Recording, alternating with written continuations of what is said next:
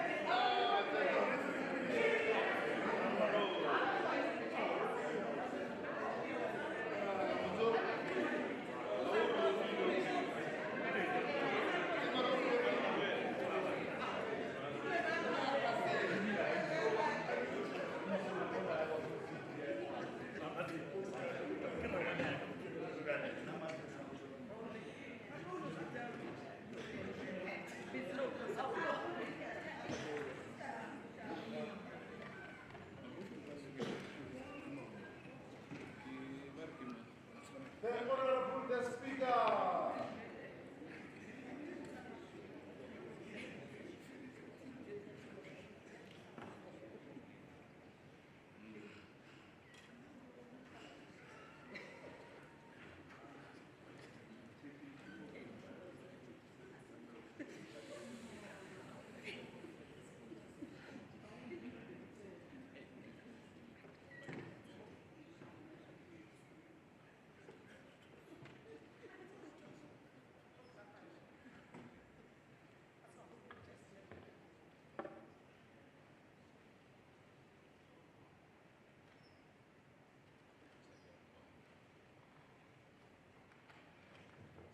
We shall now have the opportunity for silence prayers of meditation.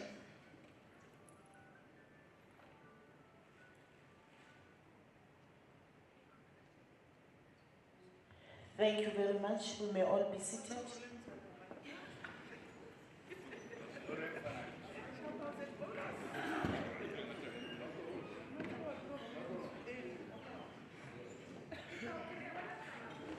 Honorable members, members of executive, good morning and welcome to our city, including our staff.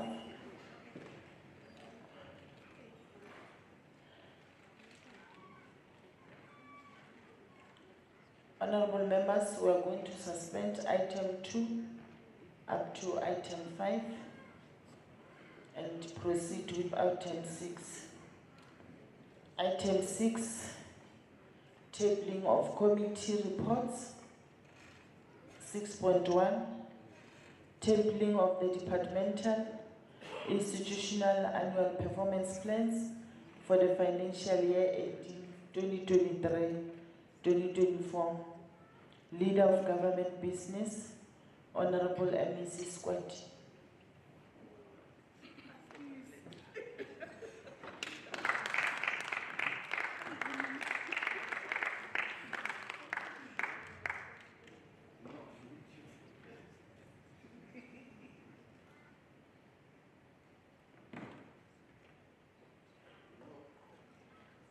I always thought that we go to the 12th.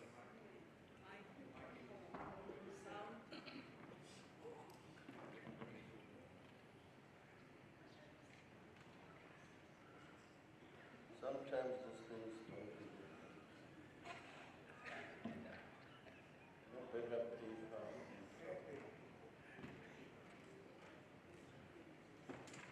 I have a minute.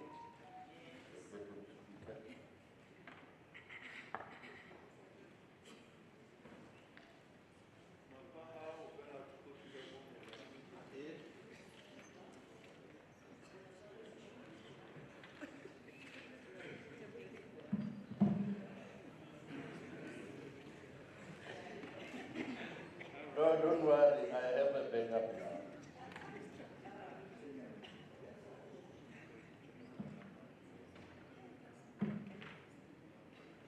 Thank you, Madam Speaker. Madam Speaker, in compliance with the dictates of Section 27, subsection 4 of the Public Finance Management Act number 1999 of 1999 as amended by Act number 29 of 1999 as well as Chapter 5 of Treasury Regulations, I, Sikwati Siaparo Charles, as the leader of government business in this House, on behalf of my colleagues in the Executive Council, as well as the Legislature, do hereby table the departmental institutional annual performance plans for the following departments for consideration by this Honorable House: The Office of the Premier, Department of Education, Department of Provincial Treasury. All right, so we must just fix this system in the house. The system does not work. How do you fix something that is? This is not easy.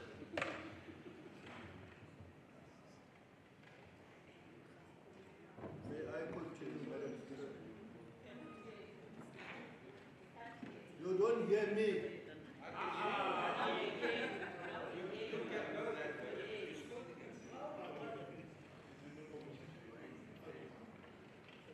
As I just said, Madam Speaker, I hereby present the performance plans for the following departments for consideration by this Honorable House: Office of the Premier, Department of Education, Department of Provincial Treasury, Department of Agriculture and Rural Development, Department of Economic Development, Environment and Tourism, and Honorable MEC, can you allow the staff member to come and assist?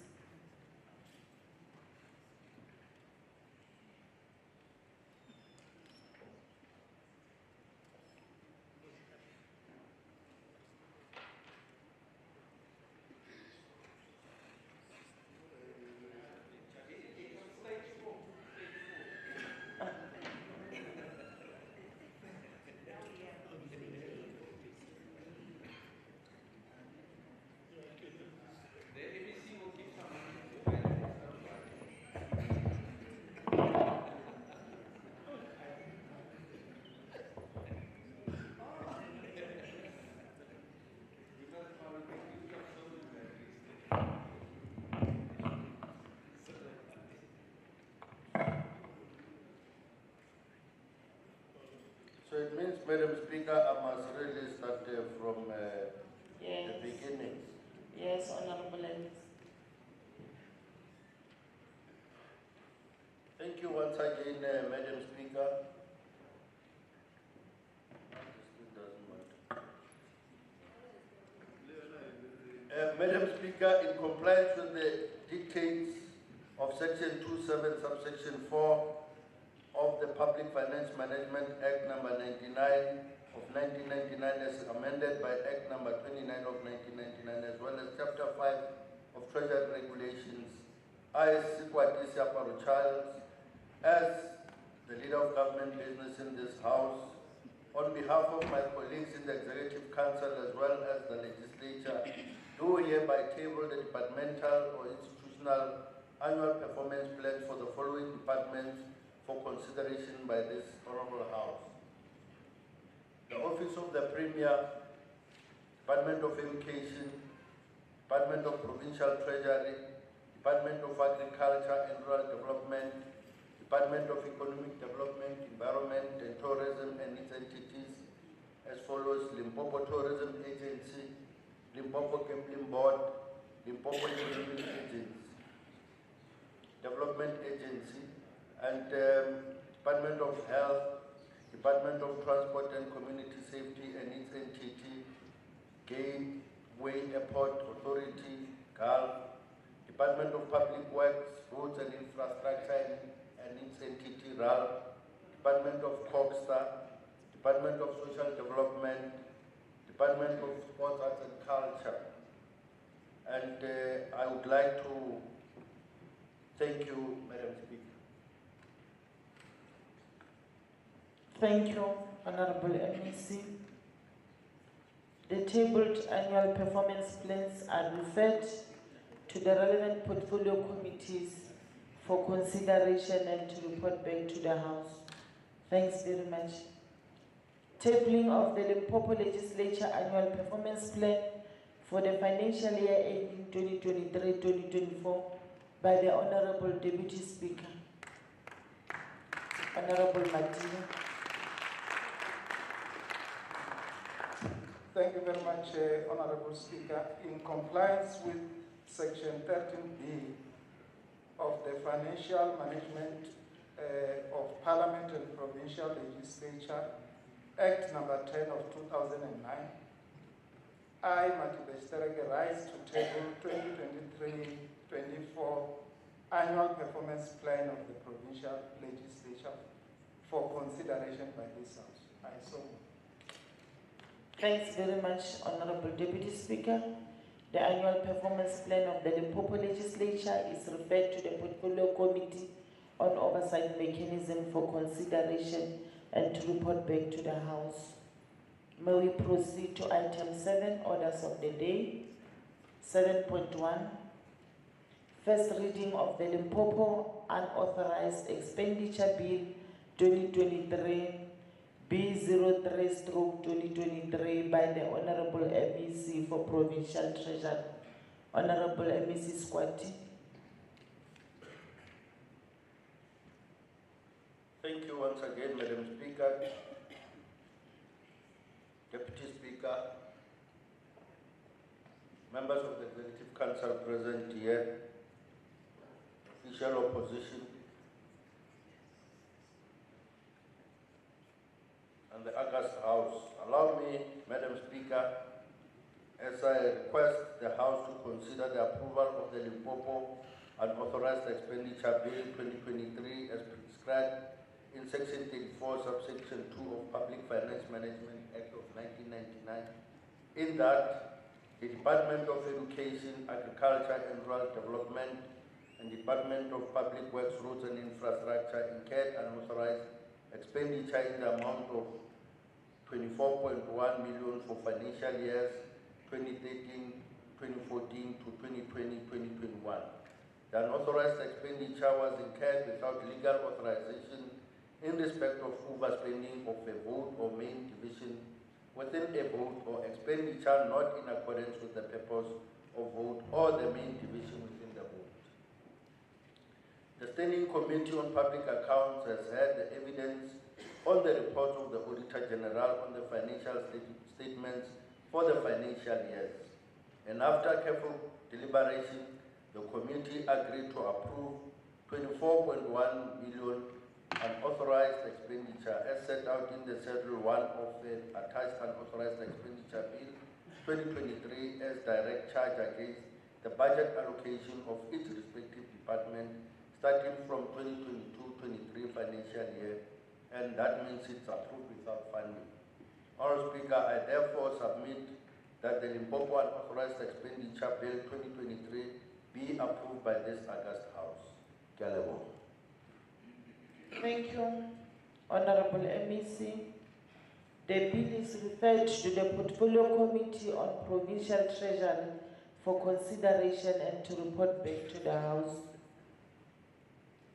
7.2, consideration and adoption of the report of the Portfolio Committee on Provincial Treasury on the Limpopo Amendment Adjustment Appropriation Bill B01/2023 by the Committee Chair, Honorable Pala.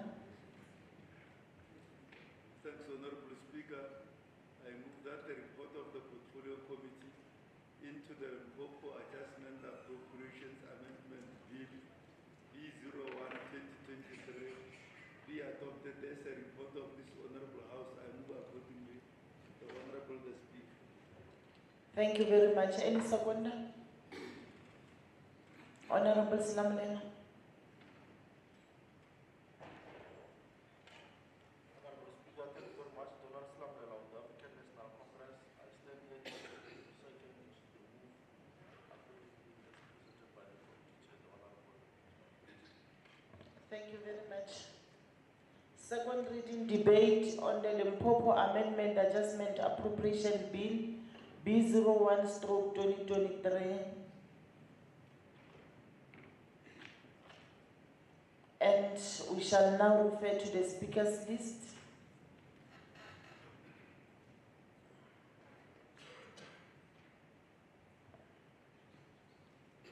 The first speaker on the list is Honorable Lekhanyan.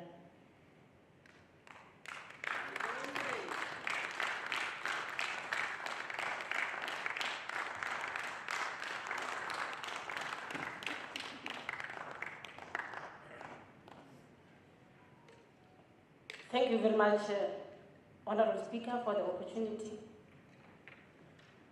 Honorable Speaker and Deputy Speaker, our Honorable Premier in absentia, Honorable MECs present here, Honorable Chair of Chairs and Deputy, Honorable Chief Whip and Deputy Chief Whip, all our Honorable MECs and Honorable members in the House, all chairpersons of the different portfolio committees, good morning.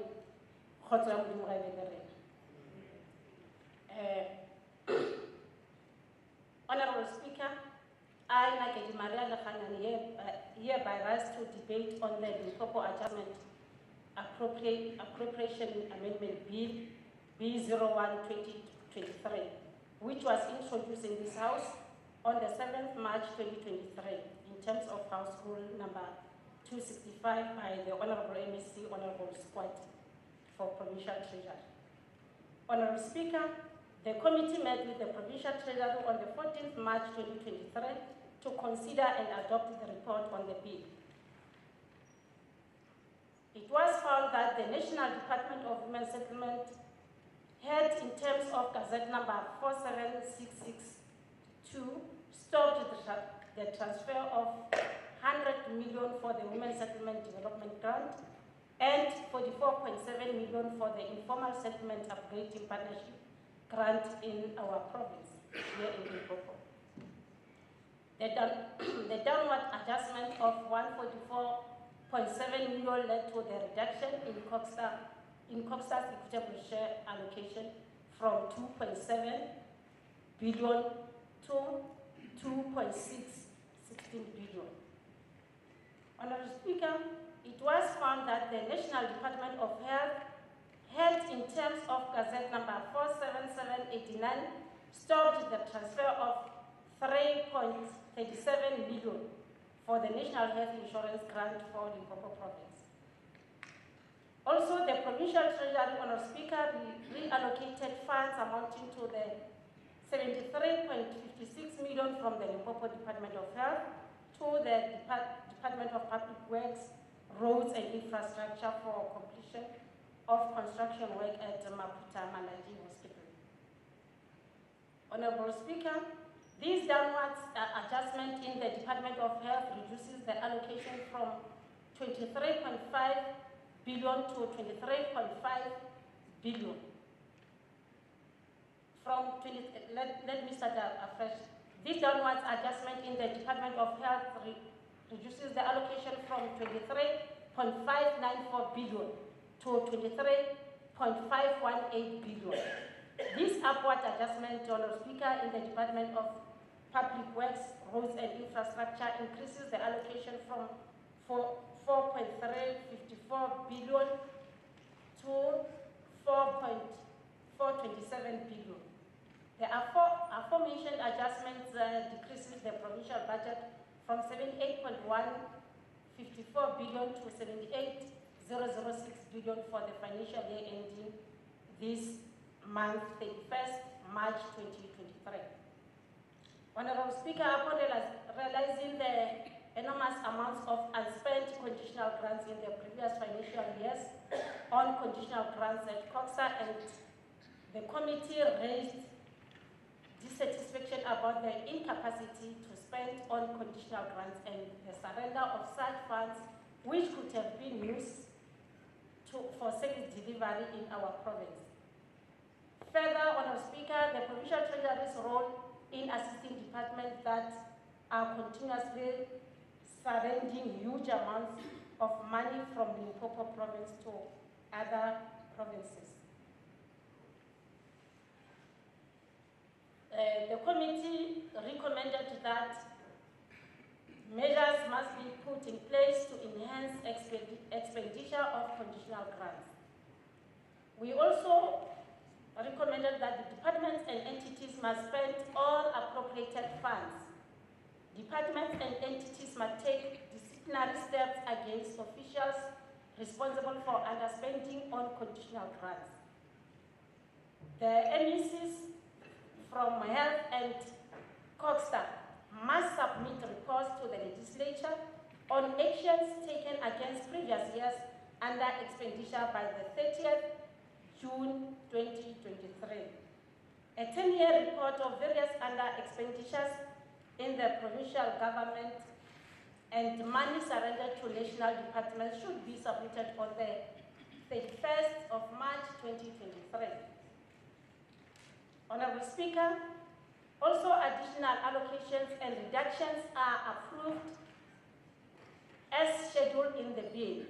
In conclusion, Honorable Speaker, allow me to request the Honorable House to move that this report be adopted as the report of this August House, and that the Limpopo Adjustment Appropriation Amendment B01 of 2023 should be proceed to the next stage of the legislation.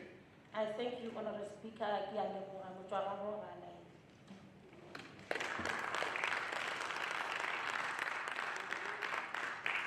Thanks, Honorable Khanyan. Honorable Mpashele.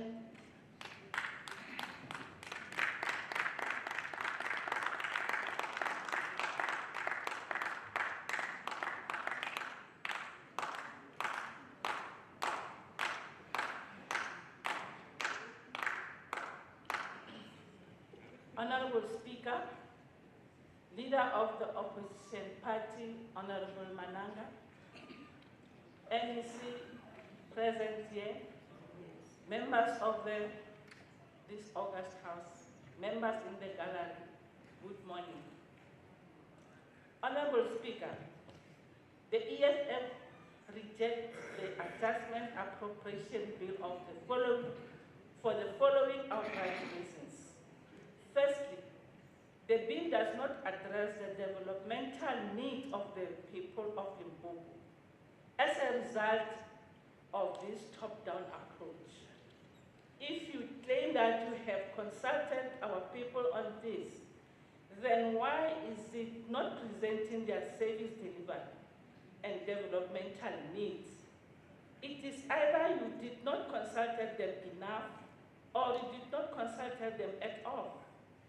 The National Department of Human Rights has, in terms of Gazette number 47662, stopped the transfer of 100 million for the Human Settlement Development Grant and 44.7 million for the Informal Settlement Upgrading Partnership Grant in Limpopo Province. This downward adjustment of 144.7 million led to reduction in Coxstar's equitable share allocation from 2.761 billion to 2.616 billion. This turn of events are quite disturbing, to say the least. We see bad governance and poor leadership at its best. Why did the National Department stop the money? What is it that you did what warrant the department to stop the money? As the members of this House, we have all the right to know as to what happened, because indeed this is a serious situation on service delivery. The same thing happened in the Department of Health, where the National Department stopped the transfer of 3.037 million for the National Health Insurance Grant for Limpopo Province. This indicates that there is no consequence management to responsible officials and politicians. This downward adjustment in the Department of Health reduced the allocation from 3.594 billion to to 3.518 billion. Instead of upward adjustment, the department is drifting back on critical budget for changing the lives of our people. The EFF is concerned that enormous amount of unspent conditional grant in the previous financial year on the conditional grant at Coxstar has been a culture. By not spending money, especially grants, the department is suggesting or creating an impression that the people of Limpopo do not need services. They are enough. By not spending allocated grant, the department is suggesting that we have enough infrastructure projects to cater for the need of our people. The provincial government has introduced the culture of downward adjustment, reducing budget instead of increasing them to deliver service to our people. The level of poverty, unemployment, and the state of infrastructure in various sectors in Limpopo is shocking, and yet the government continues to surrender budgets. All these anomalies happened under the watchful eye of the Department of Treasury and the Office of the Premier. Honorable Speaker, there is no consequence management in this government. That is why all these wrong things continue to happen.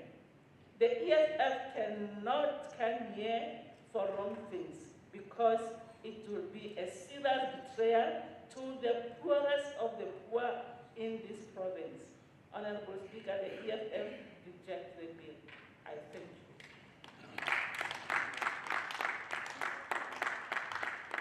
Honorable Slamlen.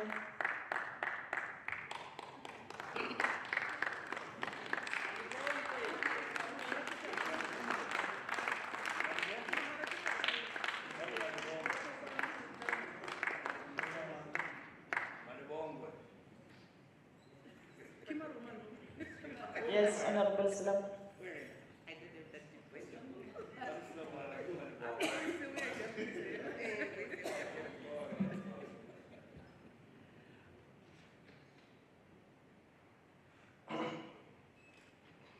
Honorable Speaker, thanks very much. Greetings to the Honorable Deputy Speaker, the Chief Whip of the majority party, and indeed the Chief Whip of the African National Congress,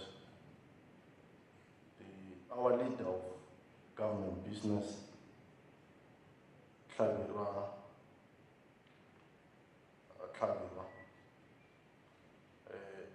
I was not aware, Honorable Pashele, that overnight you have changed the leader of government business. But greetings, you have changed the leader of opposition. Because I heard you pronouncing a different leader of opposition. I wasn't aware, but greetings to the leader of opposition. But Honorable Speaker, what is true is what has been said by Honorable Lekhanyan, that indeed we have met as a portfolio committee led by Honorable Pala on the 7th of, after the MEC Treasury introduced the bill on the 7th, we have had an opportunity to meet, to receive a briefing from the Provincial Treasury on the 14th of March, and we've also met on the 22nd of March to adopt the discussion that we have had after the briefing with the department. And I think Honorable Lekhanyan is correct that notably from the discussion we have noted is what is worrisome is the understanding in I have a challenge with my gadget today, Honorable Speaker, you will pardon me. But what is worrisome is the realization of amounts and spent conditional grants in the previous years, especially at Coxstar. It is a serious concern, Honorable Speaker, that we have committed as the African National Congress that we will use the state to improve the lives of our people. And we have committed over years that every time when the entities, the departments are allocated funds, we have the necessary capacity to spend those particular funds.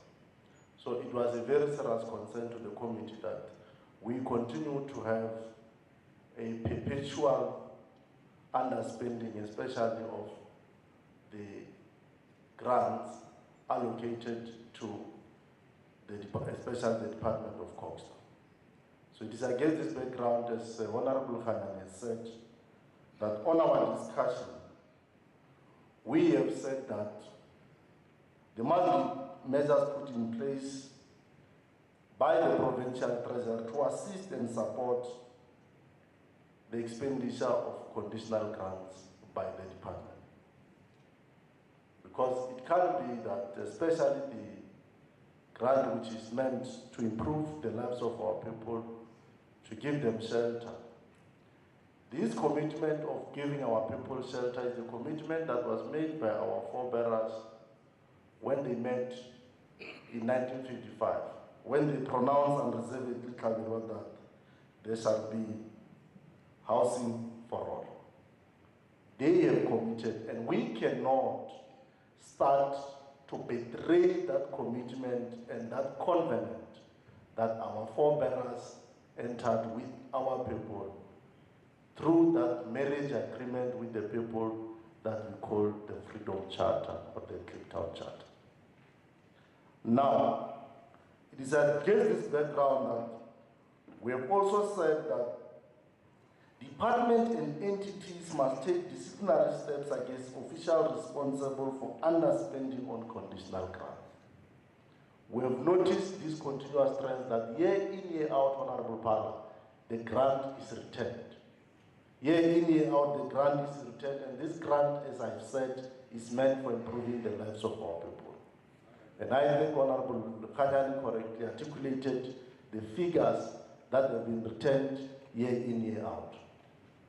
So it is against this background that we are saying we want to start to see consequence management. It can't be that you come here and you just say, no, we are returning this much, we want to adjust the budget, this amount is returned, and it must go on like that. It can't be.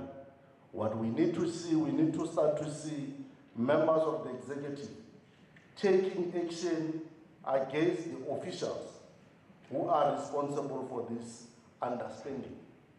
We need to start seeing that. But we have also said that the members of the Executive Council responsible for the Department of Health and for the Department of Culture must submit reports to the legislature on action taken against previous years under expenditure, and we have set the date of the 30th of June this year, that by the day we arrive on the 30th of June, we should have received a report on what actually happened, especially with the previous years under expenditure. We are calling upon that we need to have a 10-year report on various under expenditure in the provincial government and money surrender to the national department, and that should be submitted by the 1st of March 2023. We are doing this, honorable members, so that you start to then appreciate that over a decade, how much have we lost? Because this money, when it is returned, it brings about a gap. Not only in terms of human settlement, for instance, but the ripple effect of that money, if it is spent in the province, it would create jobs, it would create opportunities. It will continue to increase because if the spending it is spent on the provincial economy, it will also be able to improve the economy of the province. We don't look at it just at the level of providing houses, but we see beyond that what it means when this money is spent on a small factory where people buy cement. it increases jobs of our people there. So we want you to come and appreciate here in Kano. When you table that 10-year review of under expenditure, the money that we've lost as a province, that must happen by 31st of March. When you do that, you will then be able to appreciate the damage that incompetent or unwilling officials are doing to the lives of our people. We have entered in a pact with our people that we shall walk a journey of a better life for all. That we shall walk a journey that will improve the life of every citizen in this country. We cannot start to be the ones by our inactions to betray such a valuable covenant we have entered with our people. We dare not fail. We must do that. We must live up to this recommendation. Thanks very much.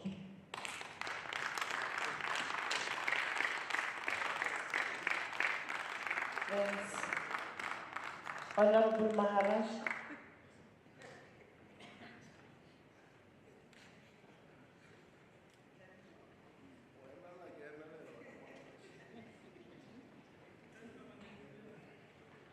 Thank you, Honourable Speaker.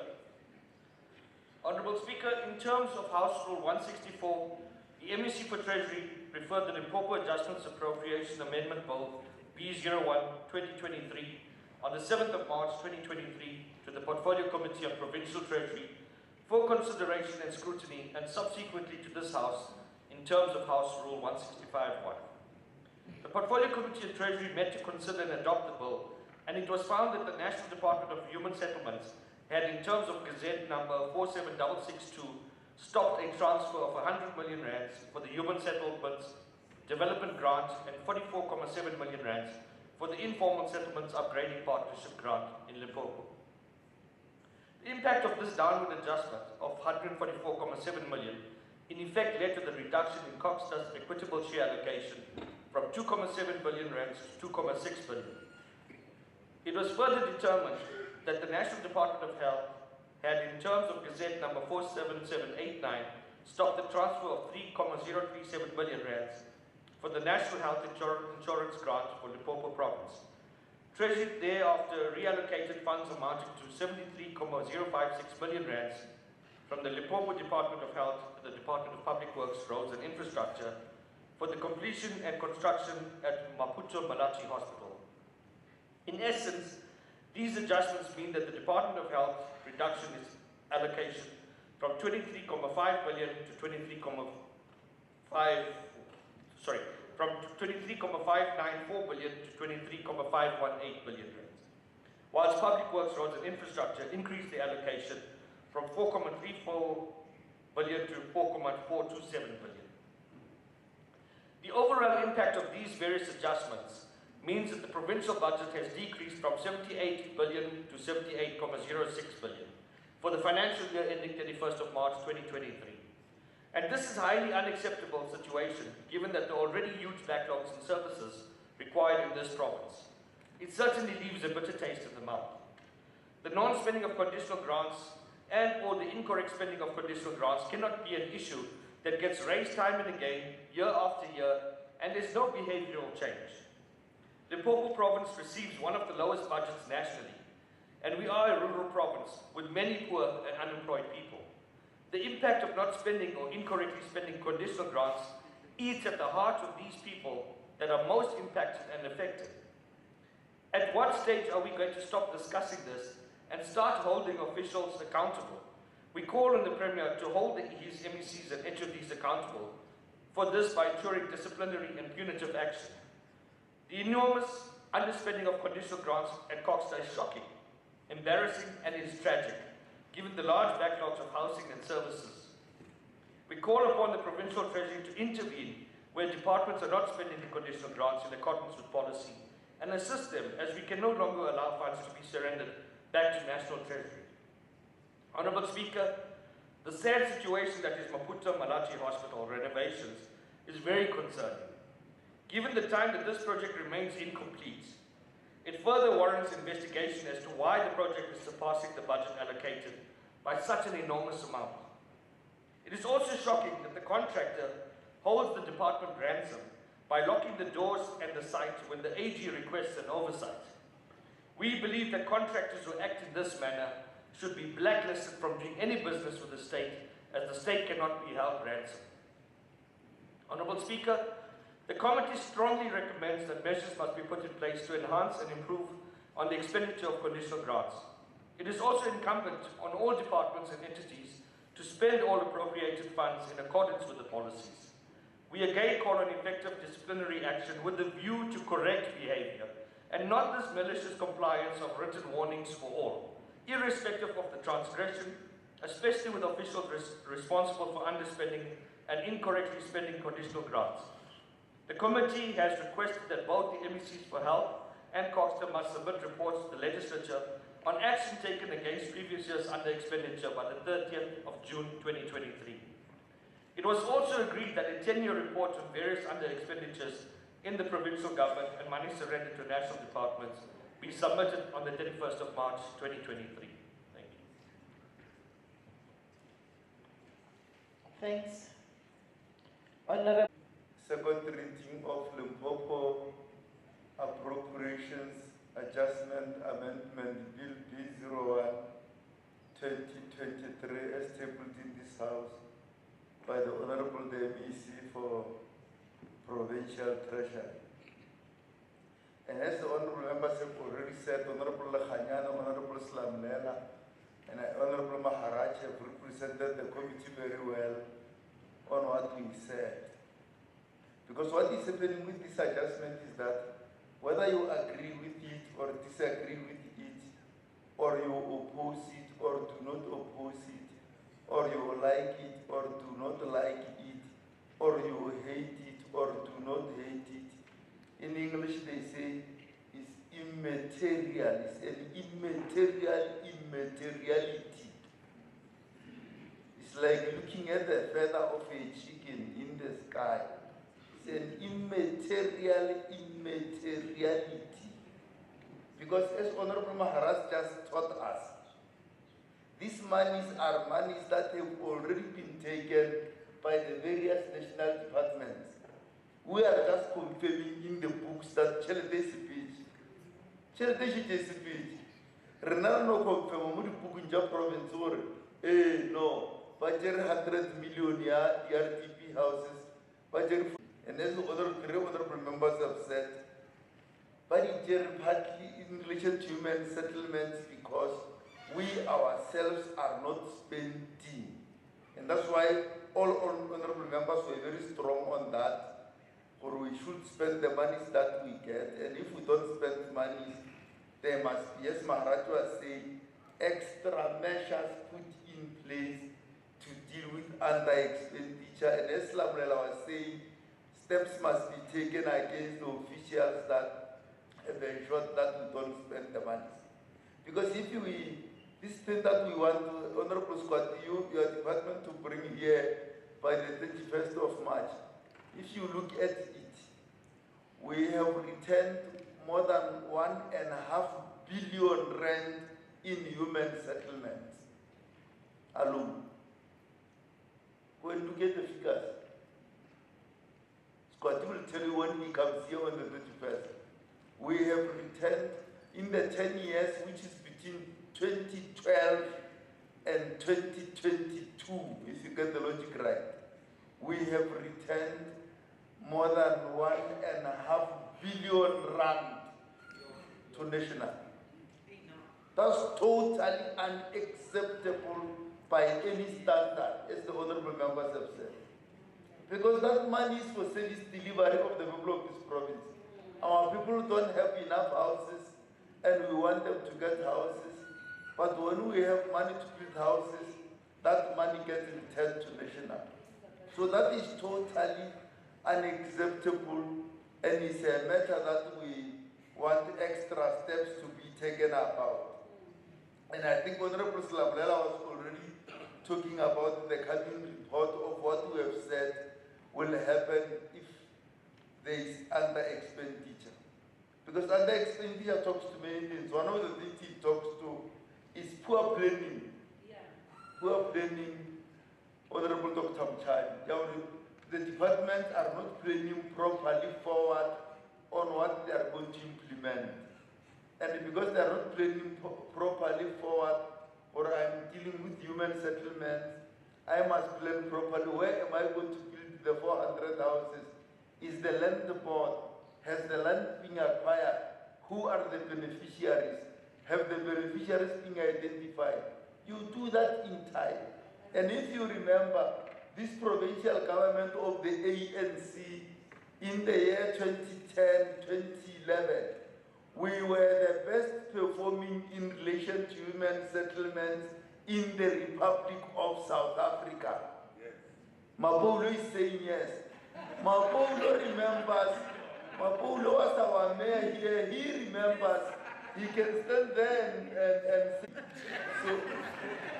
So we're going to call the chief whip to get new clothes from Mapolo and put him this side. And put him this side. So this is what happens. We were the best performing provincial government in the Republic of South Africa in terms of the delivery of human settlement. And we were able to get monies from other non-performing provincial governments to come here. But we have not done very well now, and we have returned a lot of money over the years, and it's something that must be brought to a halt. And as Honorable Slamla was saying, it's totally unacceptable, Honorable Mudaga. We move around the province.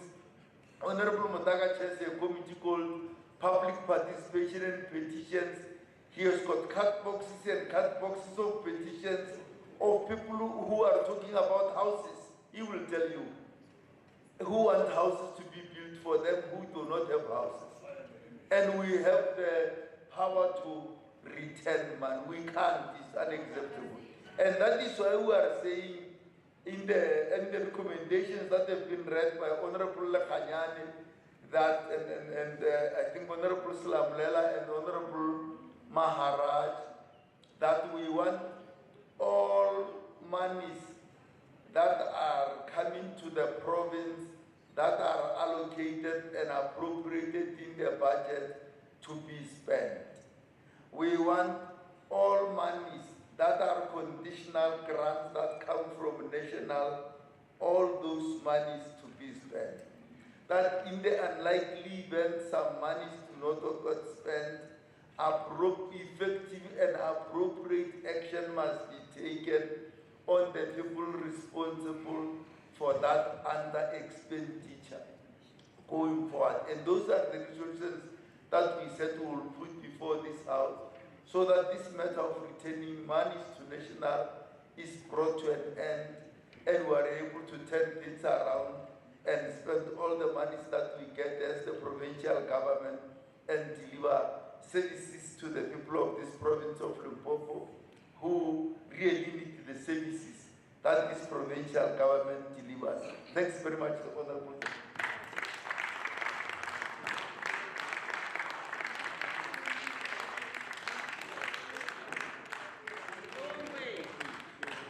Thanks, Honorable Phala. Let's proceed to item 7.3, consideration and adoption of the report of the Portfolio Committee on Provincial Treasury on the Limpopo Appropriation Bill B02/2023. Committee Chair. Thank you very much, Honorable Speaker. I move that the report of the Portfolio Committee on Provincial Treasury on the Limpopo Appropriations Bill B02/2023 be adopted as a report of this Honorable House as appeared on the announcements, tablings, and committee reports, otherwise referred to as ATC. I move accordingly, the Honorable Speaker. Thank you, Honorable Phala. Any seconder to the move?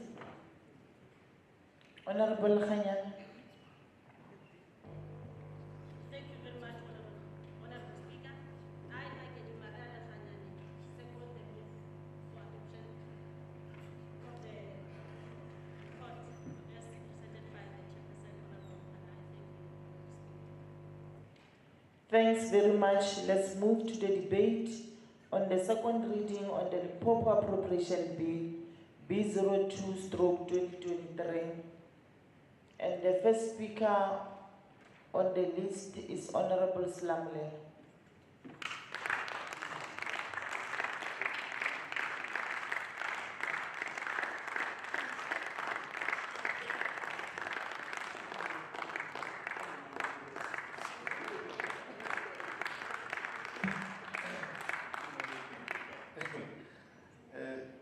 Maybe I'll be the principal also because I'm using the gadget of the principal now. It's a difficult morning for me. But once again, greetings to you, the Honorable Speaker. Greetings to the Deputy Speaker, Sandavamati, the Leader of Government Business, Tabula, the Chief Whip, Leader of Opposition, Ms. Maraga, Honorable Maraga, colleagues, compatriots. Honorable Speaker, the Honorable MEC for Provincial Treasury had on the glorious day of the 7th of March 2023 tabled the bill, and it was further referred by the House to the portfolio. And it is true that on the 14th, as a department, as a portfolio, we met with the department to receive a briefing more about the principle of the bill. And as the committee, we agreed with the appropriations as indicated in the bill. And we also met as the committee on the 22nd of March to consider and adopt the Limpopo Appropriation Bill B02 of the year 2023. Various issues were noted, Honorable Speaker, but I'll rush over some of the key issues that were critical to us, that we supported, and those that we strongly raised concern about. Key on Office of the Premier allocation, Honorable Speaker, we strongly supported and clapped hands for the Provincial Energy Strategy allocation and the assessment of provincial infrastructure assessment audit. We support that and think that it would go a long way.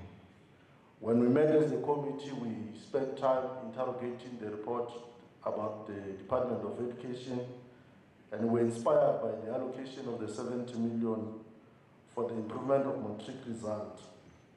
And we strongly believe that if we are to build where we are, from where we are, using this allocation, the Limpopo can be ranked among the best performing provinces as far as the quantitative and the qualitative aspect of the metric results.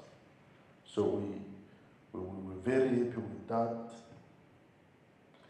Honorable Speaker, in as far as economic development is concerned, one of our great concerns is allocation to entities such as Limpopo Economic Development Agency. We have met, Honorable Speaker, months ago here in the House and implored the executive of this province that by the nature of the entity Limpopo Economic Development Agency is, it's an entity that according to law is supposed to be self-sustainable and self-sufficient.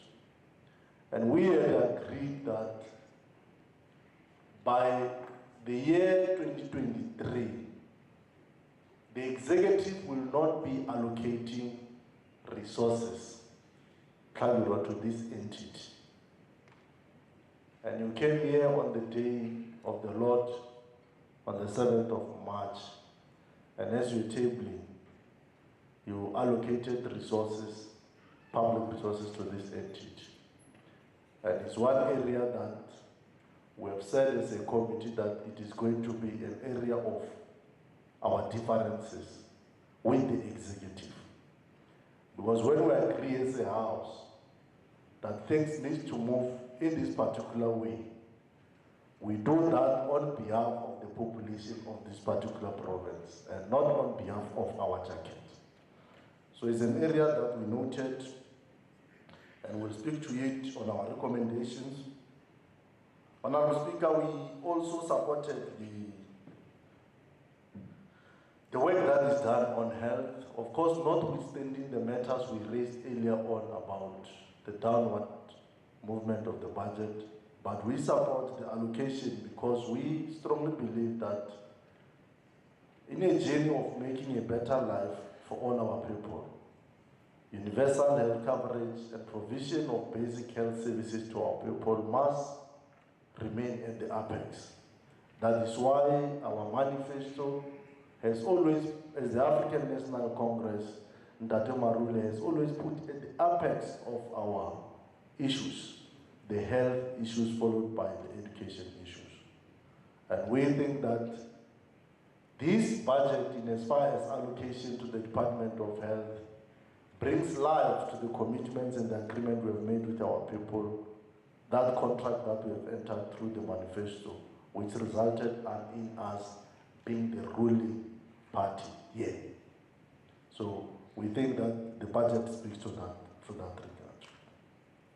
Honorable Speaker, we are also humbled and appreciate the allocation to the public works infrastructure because we strongly believe that we have always said we must use infrastructure delivery as a necessary tool to improve and speed about economic development and unlock economic opportunities.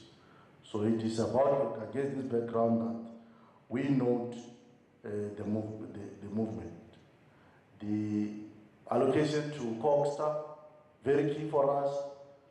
We continue to implore, as we have said earlier on with Honorable Pala closing the debate here, that our concern will always be on underspending.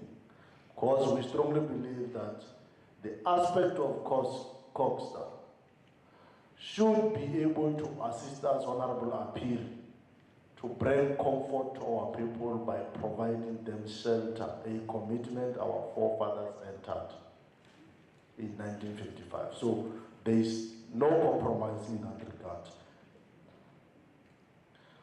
Honorable Speaker, we recommended, among others, the following: that all the departments that are underspending on conditional grants must be assisted to avoid unnecessary surrender of funds to other provinces.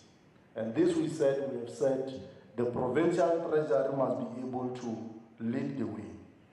But also that there must be innovative ways to explore, to enhance the revenue collection in the province. One of the areas that the province is not doing well, and Kadula will know, that is why the basket of allocation is continuously shrinking, is the collection of revenue. And we have said that it can't always be that we must expect the deposits. We must also use our mind and our creative, innovative ways to collect, so that when what is put in is supported by what we collect, then we have more in the basket so that we can improve the lives of the people and speed up that particular process. So we have spoken to that regard. One of the critical areas emerging from the budget that we have said is also that the provincial treasury, working side by side with the Office of the Premier and Coxstar, must enhance their support to municipalities. This includes Honorable Khabirwa and Honorable Rahwan. It is not appreciable, it can never be tolerated that we don't pay services to municipalities. Because when we collapse, when we are the ones as departments not paying for rents and taxes in municipalities, we are collapsing that level of delivery.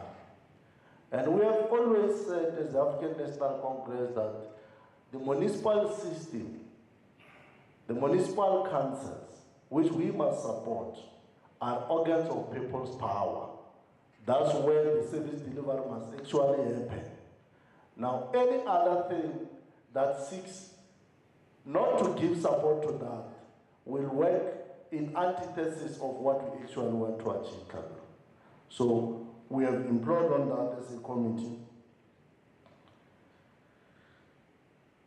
Just to re-emphasize that, we have emphasized that the Provincial Treasury Debt and Transport Committee and Safety should work on modalities to ensure that the 3D business enterprises, Leader and Gateway Airport Authority Limited, are no longer budgeted for. And I don't think we need to re-emphasize this particular matter. When we take a decision on behalf of the people, the executive must uncompromisingly, Deputy Speaker, adhere to that. As we have said, we need to start to see, tabled here in the House, how you are going to ensure as a department that these two entities are brought to life, they are supported, they are able to self-sustain. Because we can't continue to put the money into the jar or into a bottomless pit. We can't do that because we don't see the value of this particular money, because these entities on themselves, they should be able to pay their salaries, they should be able to support and initiate their own programs. Now, as a committee, we encourage the Provincial Treasurer to continuously enhance its fiscal oversight to the department, to entities, and to municipalities. And we, as a Portfolio Committee on Treasury, we welcome the principle of the bill, Appropriation Bill B002-2023, and we move for adoption with these recommendations that we have made. I thank you very much.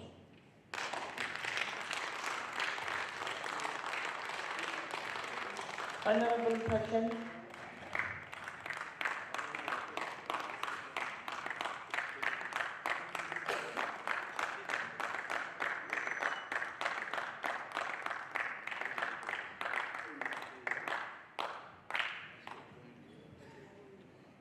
Honorable Speaker, Leader of the Opposition Party, Honorable Mananga, Honorable Snamela, Maraga.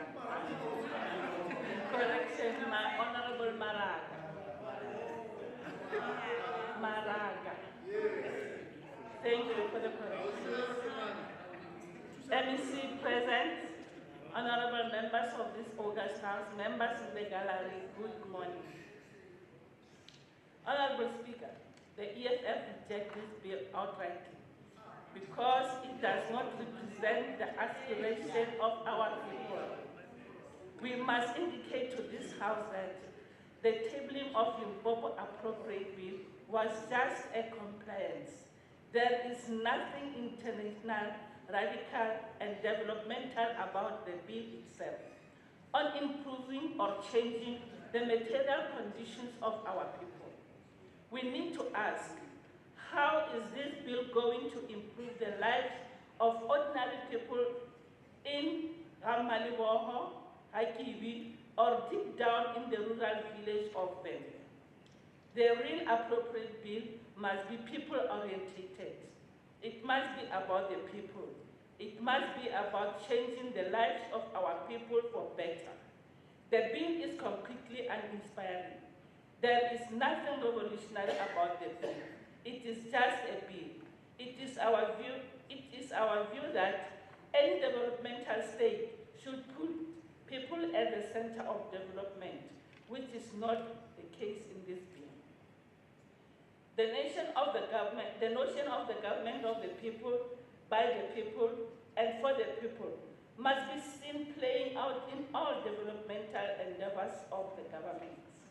Honorable Speaker, we must also indicate upfront that The bulk of monies allocated will go to irregular expenditures, fruitless and wasteful expenditure, and all forms of corruption and fiscal dumping.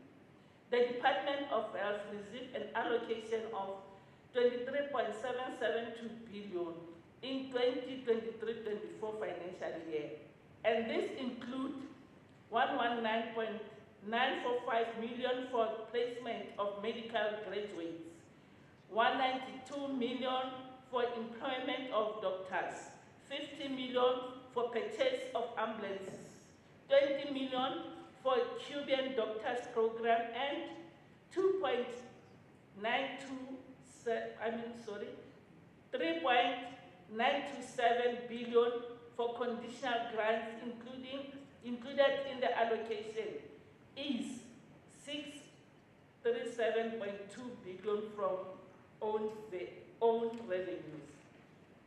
This allocation for placement of medical graduates is a way too little, as currently the majority of doctors are still loitering around the street without jobs. Clinics and hospitals suffer chronic shortage of nurses, doctors, and yet a mere 192 million has been allocated on this program. Clearly, there is no political will on this side of the government to deliver services to our people. Furthermore, there is no political will to reduce the level of unemployment in Limpopo because the employment of these medical practitioners will go a long way in reducing unemployment. The MEC should have allocated a budget for all the clinics in Limpopo to open for 24 hours around the clock, Monday to Sunday. But of course, this can only happen when you have visionaries, competent leaders in government. To think that the ANC government will open clinics 24 hours is to expect miracles similar to that of Peter telling what otherwise. The Department of Sport, Art and Culture has a tendency of similar allocation in previous financial year. This means that the developmental needs of our people remain the same, they do not change. An amount of 10 million has been allocated to Provincial Theatre, which will never be taken off ground. Every time we inquire about the progress in terms of the Provincial Theatre, we are told that it is all at the designing stage. For how long? The Messina Makato and the Fitaho Mutubati, SEZ, are moving on a snail pace, delaying the creation of jobs, economic growth and development of our people. And millions of rands and billions are pumped into these two projects on annual basis. And yet, there is no clear account of where the money is going. The ESF will never support this bill, I think.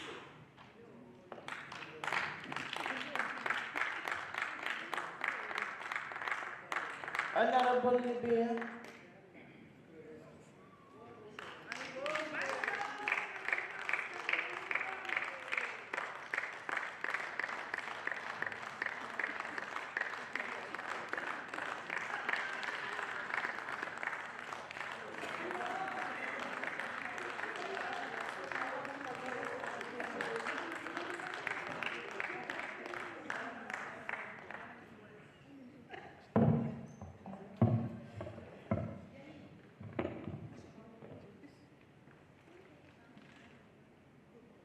A very blessed morning to you, the Honorable Speaker, the Honorable Deputy Speaker, members of the Executive Council, Honorable members of this August House, distinguished guests, and members of the media fraternity locked on different live streaming channels. Honorable members, the bill does not need any level of radicalism or militancy. It needs great minds of men and women that are seated in the Premier's Executive Council who have over the years executed the manifesto of the Congress movement to the latter. Hence, since the dawn of democracy, the masses of Limpopo, in their majority, have entrusted this very same government to lead and continue changing their lives, like we have done since 1994. A clear case of the absence of the presence, but we do clearly understand that from the 26th of July 2013 to today, it's not such a long time to understand a lot of things. One of its core mandates is to adequately promote economic development, good governance, social progress and rising living standards through accountable, economic, efficient, equitable and sustainable management of Limpopo's finances. Karano ya mashini.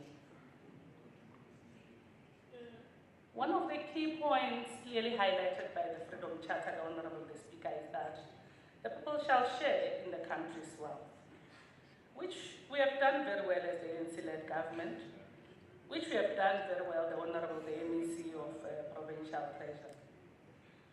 Honorable members, today we gather to discuss and debate the main appropriation bill for 2023-2024 financial year, the Limpopo Appropriation Bill B02 of 2023. The bill seeks to provide for the appropriation of funds from the Provincial Revenue Fund for the requirements of the province in the upcoming fiscal year. The total amount allocated for the province is sitting at 79.163 billion, which consists of equitable share allocation of 67.834 billion and provincial conditional grants allocation, which amounts to 11.329 billion. As we examine the appropriations, Honorable Member, it is important to note that the allocations are geared towards providing necessary services to the people of Limpopo. The allocations are aimed at enhancing service delivery, improving the standard of living, and creating an enabling environment for socio-economic development. Honorable MEC, the enemy of young people is still unemployment, poverty, and inequality. And we really do appreciate the appropriations that went to the Office of the Premier, which is now going to receive an allocation of 4.385 million, which includes funding of 23.536 million to be implemented for ICT-related projects in the province, which we really do appreciate, Honorable MEC. Provincial Energy Strategy, we really do take that into cognizance, and we really send words of salutation to your department.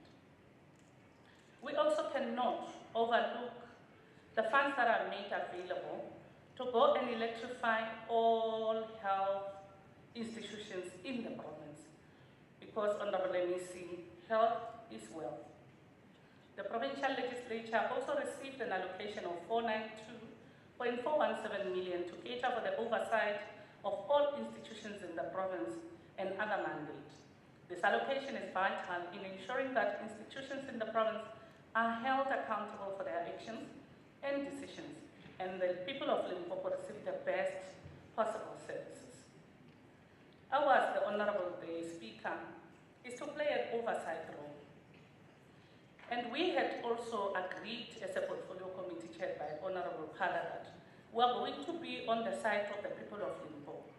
But that does not mean that members of the Executive Council should be victimized at all costs. The Department of Education received an allocation of 8.188 billion.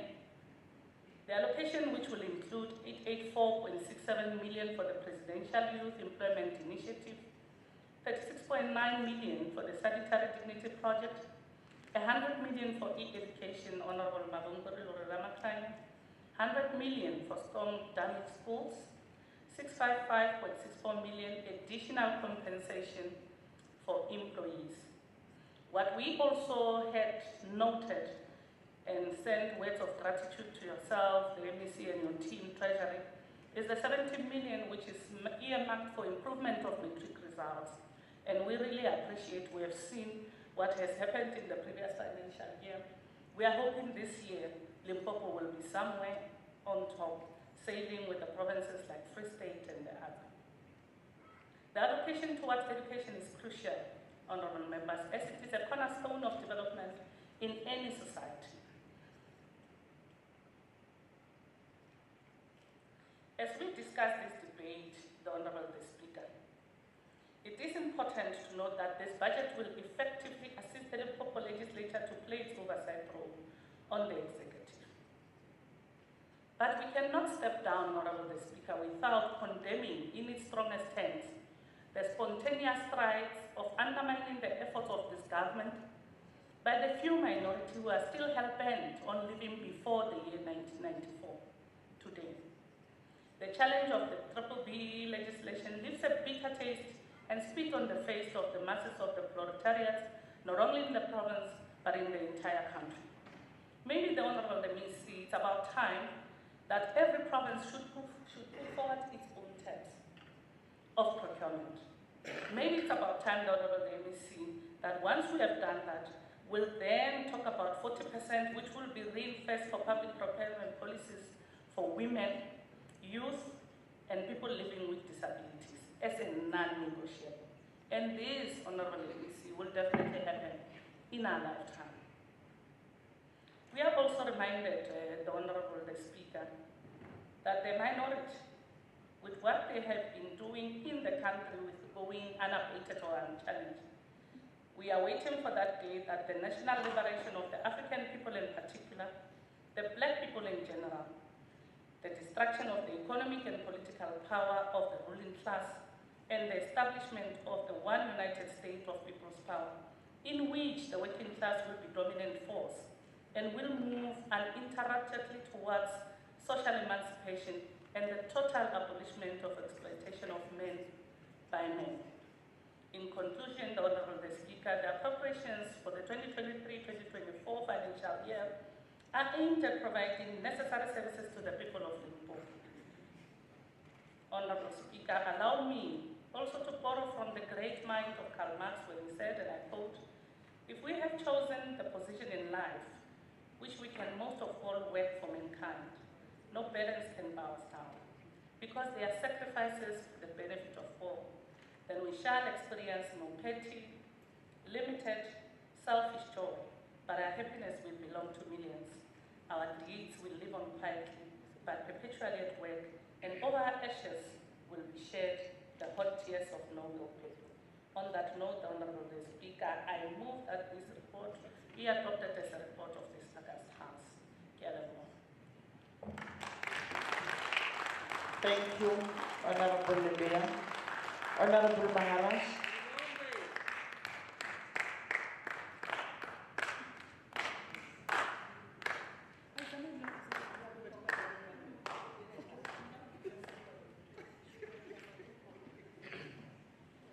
Thank you, Honorable Speaker.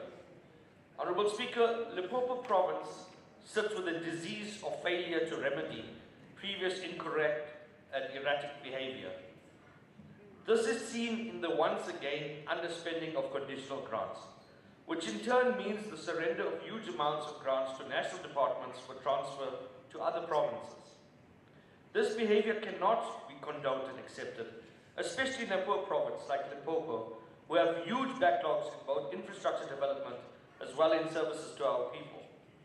In essence, we have robbed our people by surrendering these funds and not utilizing it for their intended purposes.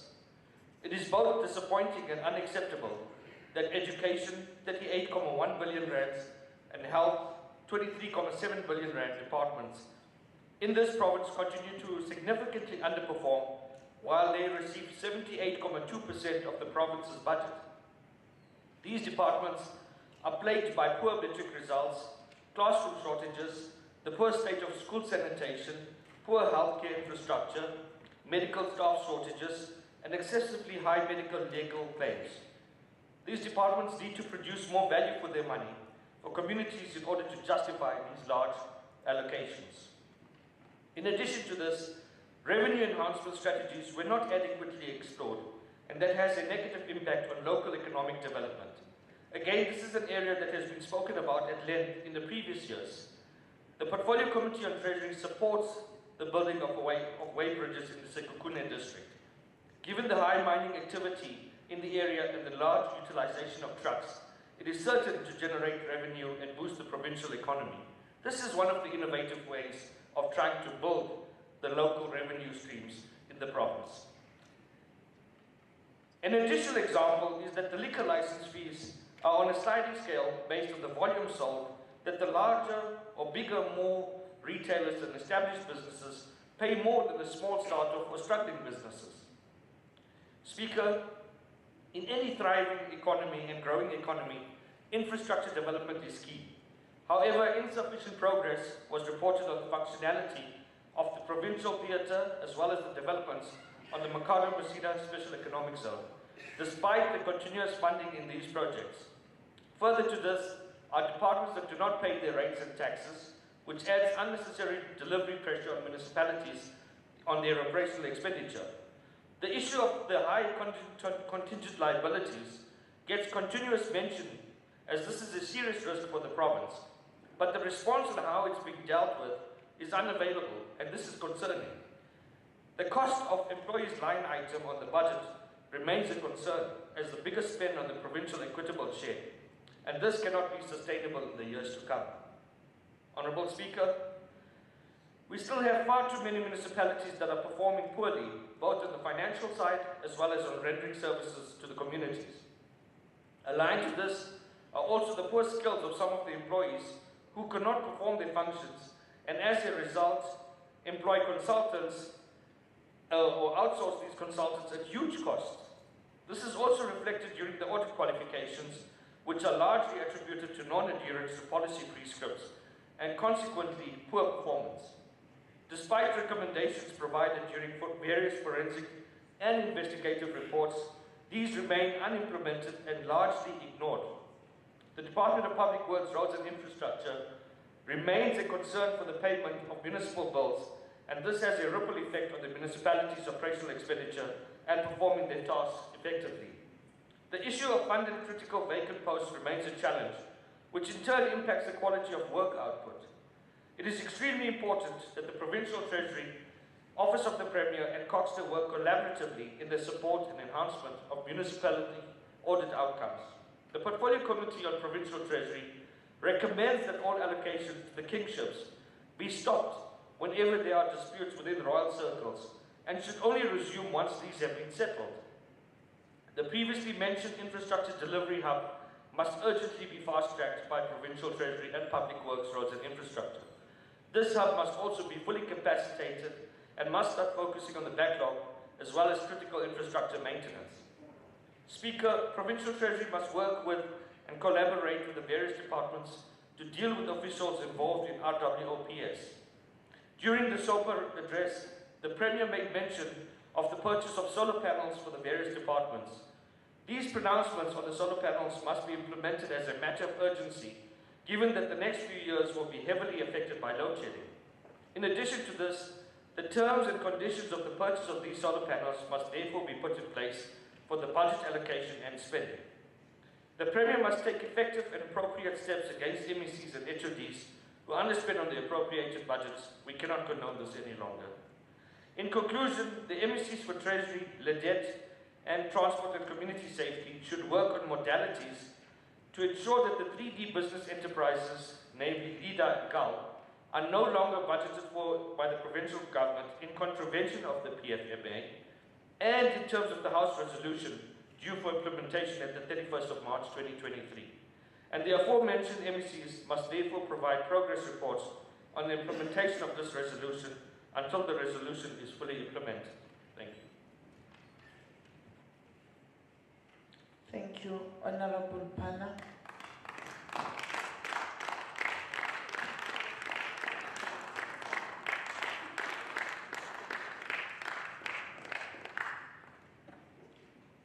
Thanks very much, the Honorable Speaker, for the opportunity to debate the Limpopo Appropriation Bill B02 2023 as tabled in this House by the Honorable MEC for Provincial Treasury, which is a budget of the entire provincial administration within the legislature for the year 2023.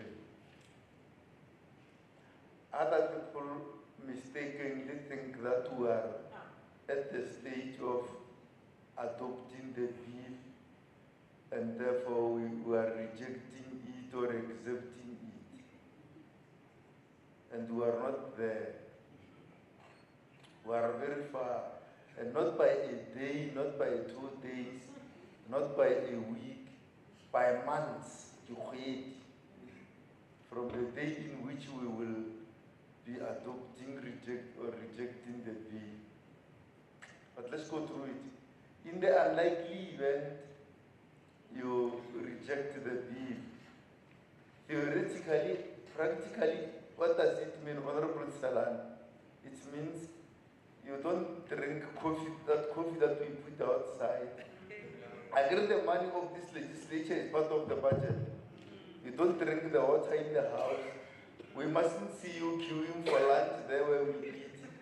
And the chief whip and the chair of sales must not see you at claim forms piling up in big envelopes there, if you get the logic right. When you reject the budget, you reject the budget even of your own salary. So you mustn't add at the end of, do you get it, Deputy Speaker? Yeah, but let's leave it. We are not there. We are far from there. We are far from there by months. By months.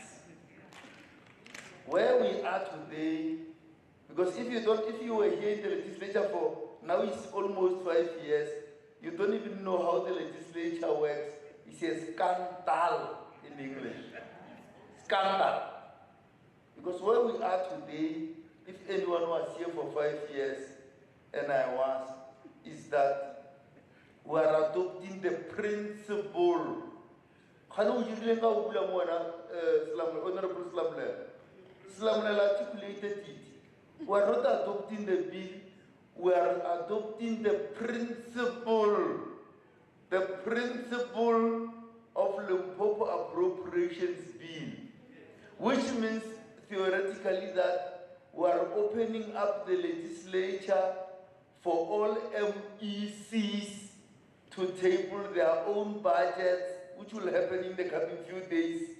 MECs will be lining up here because we are opening that as the committee.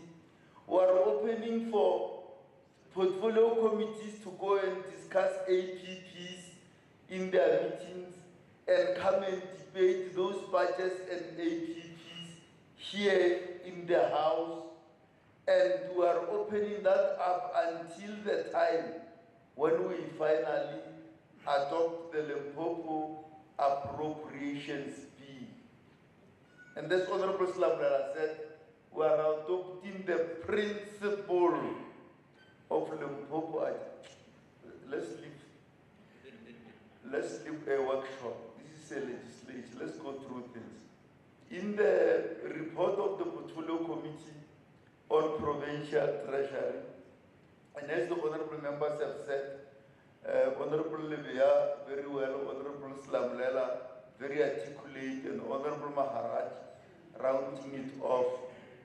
They have said that we are making a number of recommendations, and there are 18. We are talking about a number of things. That where money has been budgeted for in this budget, it must be spent. Like we were talking just now about returning monies. We don't want to return any monies, Honorable Ndalani, not a cent. That's the first point we are raising.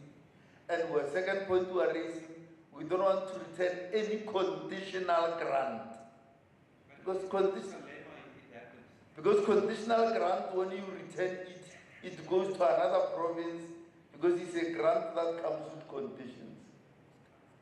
We want the provincial government to tighten its support to municipalities so that municipalities in the province are able to perform better.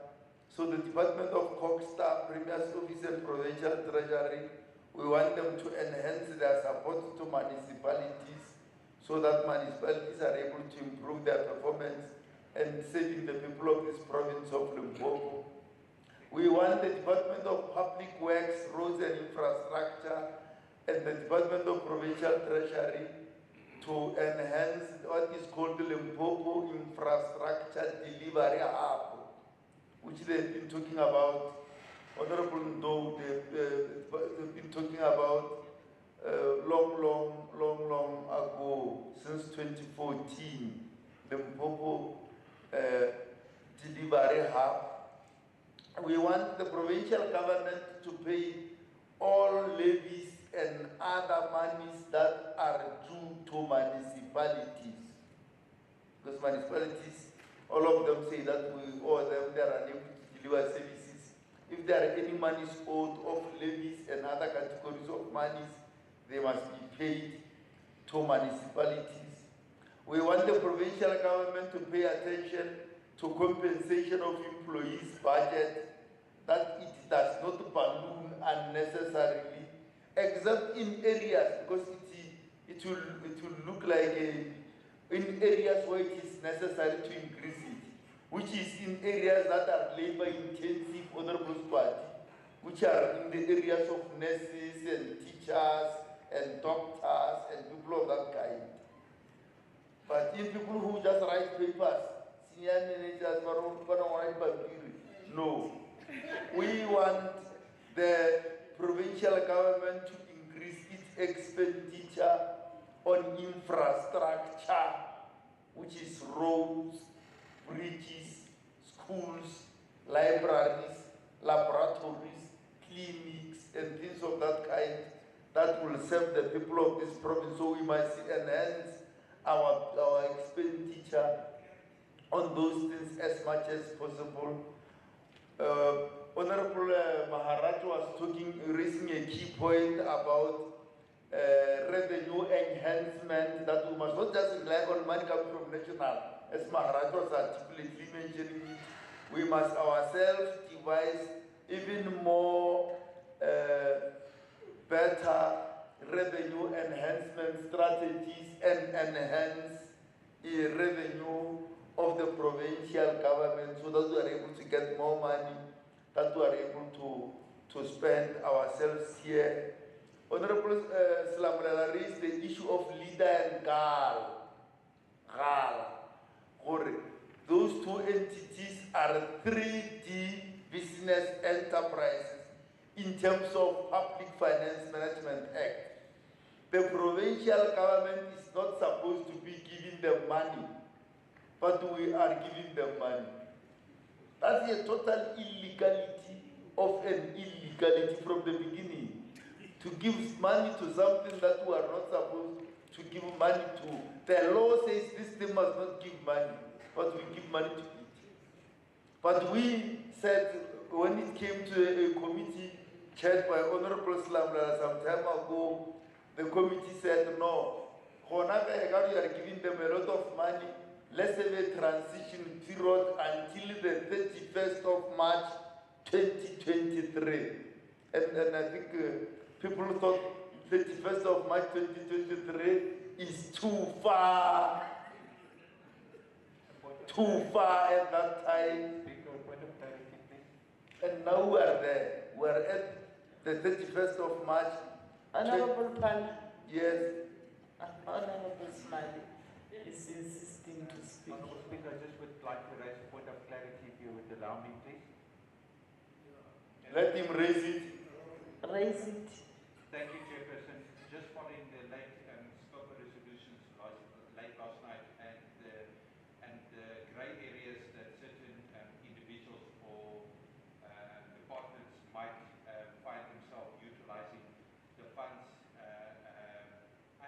incorrectly so. I would like to understand if Sakanama is I knew you. It's out of order. Salamulela. You know what he's talking about Masego yesterday? Honorable MEC Public Works, you remember the thing, Sekanama? He's talking about that. Leave Sekanama where Nasmale. Sekanama, leave Sekanama Smale, man. Sekanama is job elsewhere. We talked about it yesterday. It has got this place where it works, man. So he thinks that Sekanama works everywhere, even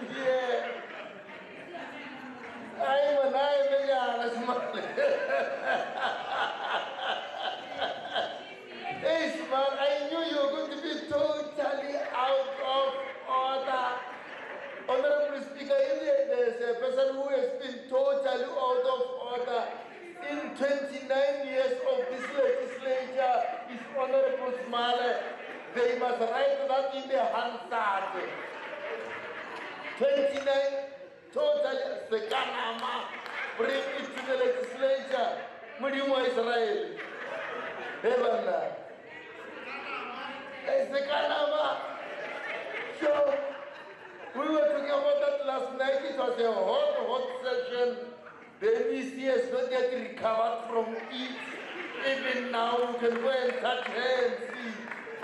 That's the Kanama, where we sat from 8 o'clock to 10 o'clock last night. Hot session of the Standing Committee on Public Accounts. But we are not there, Smale. We are not there. Where we are, Smale, where we are, let me tell you the Skanama we have in this case. In this case, you just open ATC there, Smale. You are techno-savvy. You know, Resolution 17 says we instruct the Premier of this province to take effective and appropriate steps against an MEC and a HOD that underspend the monies that are appropriated. Do you get this, Kanama? You are happy now. That's the Skanama. That's the Skanama for today that we have written it in black and white. This house has adopted it. Any MEC who understands the Premier must come to this legislature and tell us what effective and appropriate action he or she, we don't know where we are going forward now, he or she will have taken against that MEC. Honorable Mukhonyana, you are laughing aloud. You know something we don't know. So it's number 17 is a resolution of this legislature now that the Premier of this province will take effective and appropriate steps against an MEC who underspends a budget and a HOD. We have written that in black and white. That is the Skanama for you, Smale, for today, and we have written it in black and white, and it is adopted by this house. I thank you, the Honorable Speaker. Thank you.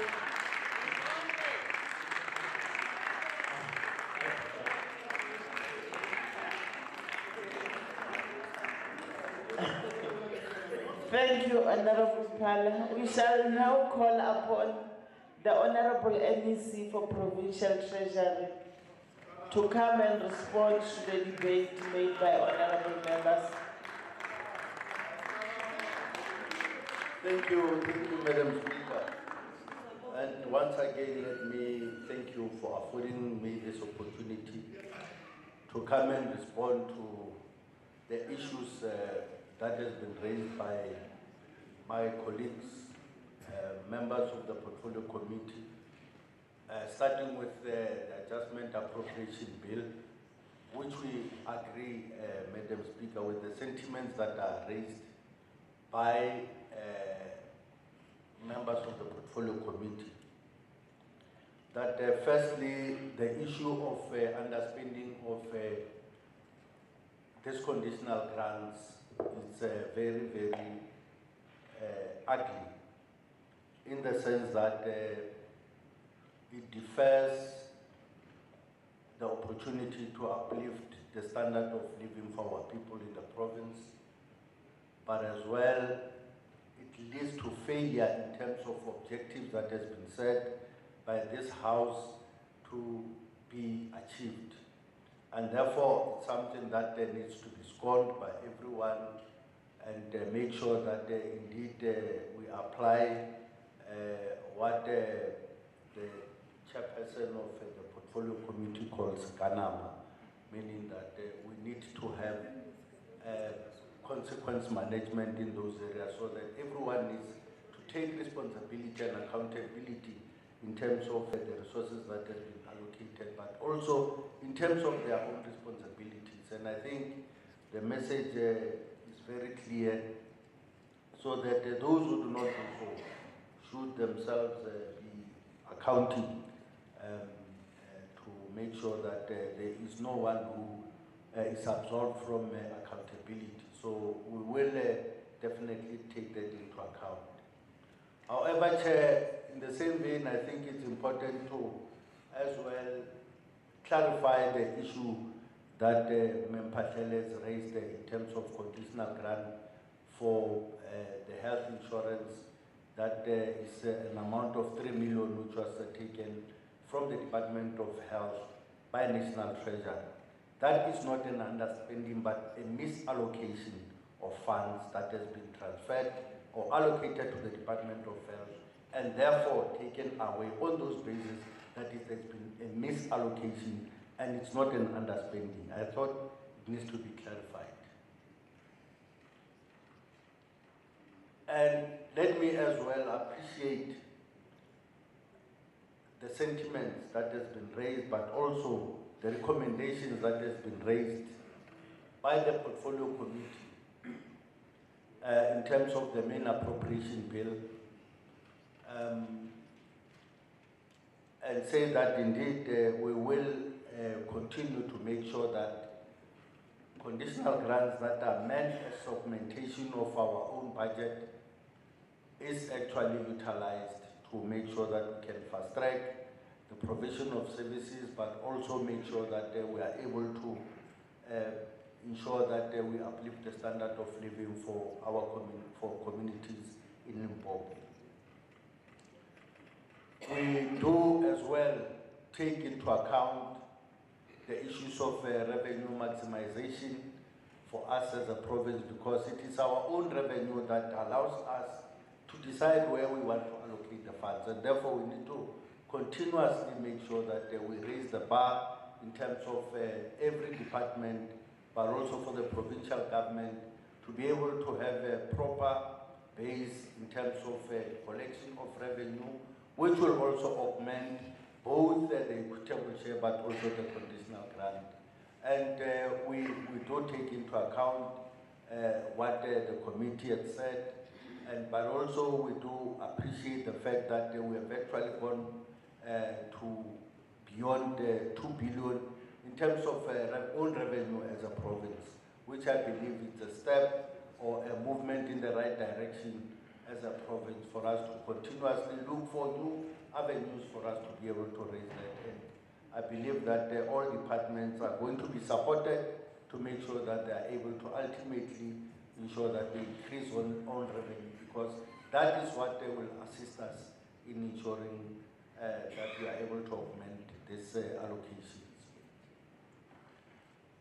We do take into account all other recommendations that have been clearly stipulated by the committee. And Chair, I thought it's going to be important just to, maybe respond to my colleagues on the left who are saying that our budget is not revolutionary, it's not radical, and so on. Because for them to say that it really raises questions whether they are a revolutionary movement. Because any revolutionary movement would understand that anyway, according to revolutionary theories, as set out by philosophers, revolutionary philosophers, whether it's Hegel, whether it's Karl Marx, whether it's Lenin, whether you talk about theories in Maurice Comfort. I think perhaps my chairperson from the Portfolio Committee must be able to run a workshop so that you are able to understand that, because that doesn't make you revolutionary. It makes you pseudo-revolutionaries. As long as you do not understand revolutionary theory and you call yourself a revolutionary, it makes you a pseudo-revolutionary. Yes, when you don't understand subjective conditions and objective conditions that we are operating in. When you say we must have money for all the schools, all the clinics, and everything without necessarily understanding what our country is facing, or at what level of development we are as a country and so on. That really makes you pseudo-revolutionaries. And I think it's important for everyone to note that everything that you are saying has got nothing revolutionary in it. It's just something that you would like to have ideally, but you have not come to that level, and therefore, please stop referring to programs as revolutionary because you do not really understand what revolution is all about. And let me take this opportunity, Chair, to thank the chairperson of the Portfolio Committee, Honorable Rudolph Holane-Phala, and the members of the committee who continuously give guidance to this department, but also to make sure that they are able to continuously provide us with the proper leadership to make sure that we are able to ultimately achieve our common objectives, which is about improving the lives of the people of Limpopo. And I would like to therefore thank you for this opportunity, Madam Speaker.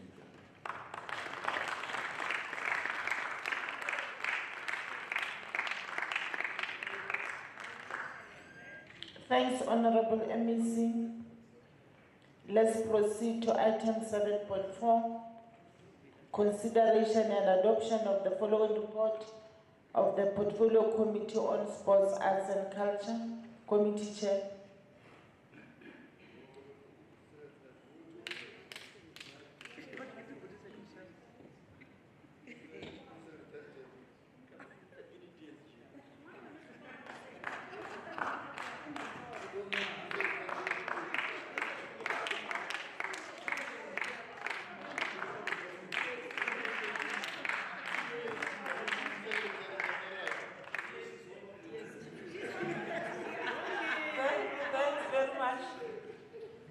Madam Speaker, I rise on behalf of the Portfolio Committee on Sports, Arts and Culture to table a report of the annual report of the financial year 2021-22 for consideration and adoption by this August House. I thank you. Any second, Honorable? I don't know. Honorable Phala. Thank you very much, the Honorable Speaker. I hereby take this opportunity to second the incoming deputy, also the chairperson of sports.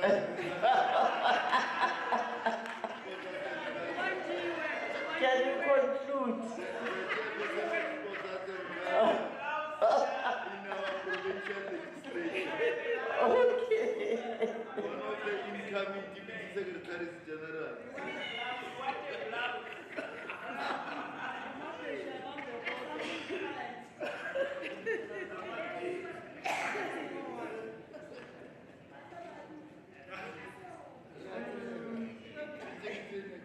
Honorable Chair, I'm not sure. Maybe I'll check with the Chief Whip. Can you sit for a while? In terms of combining the two, the annual report and the first quarter report. We have made a proposal, I'm not sure whether it has been, it's accepted. All right, can you proceed? Can you proceed, Chair? Once more, thanks, Honorable Speaker. Kiema mo wa lapiro ya kotara ya mathomo ya lefapha la bogabo le setso go kgopela ntlo e kgolo ye gore e amogele. Ke a leboga. Thanks. Thanks very much, Chair. There is a proposal on the consideration and adoption of the 2022-2023 first quarter report. Any second, Honorable Makuru Pecha?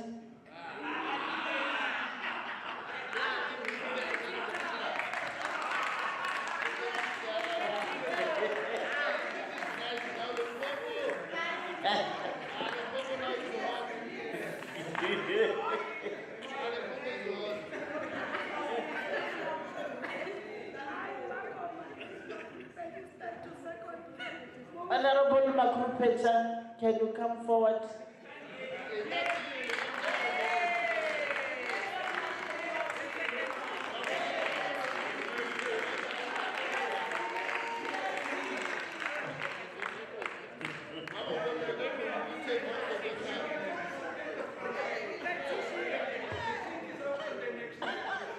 I Makoma Grace Makrupecha, Kiamamo, Otaka Chichi, like you will last to know a committee.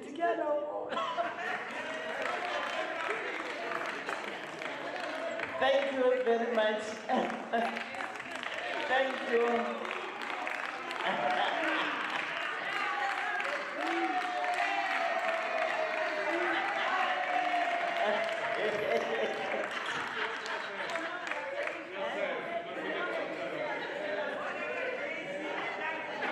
Thank you very much.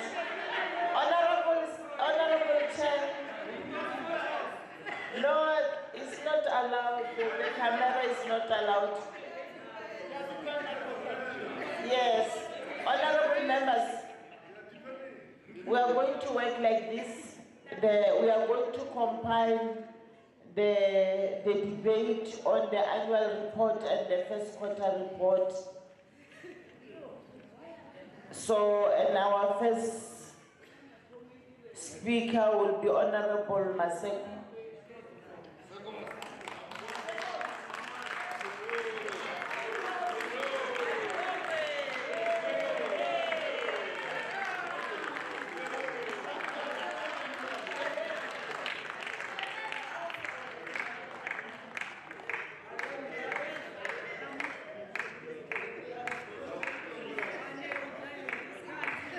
Maybe before you proceed, Honorable Maseko, I think the only member who will be affected on the debate is Honorable Mate, who is not part of the first debate. Okay, may we proceed? Thank you, my Honorable Speaker. Can I propose a special motion on Pala, KA Chair?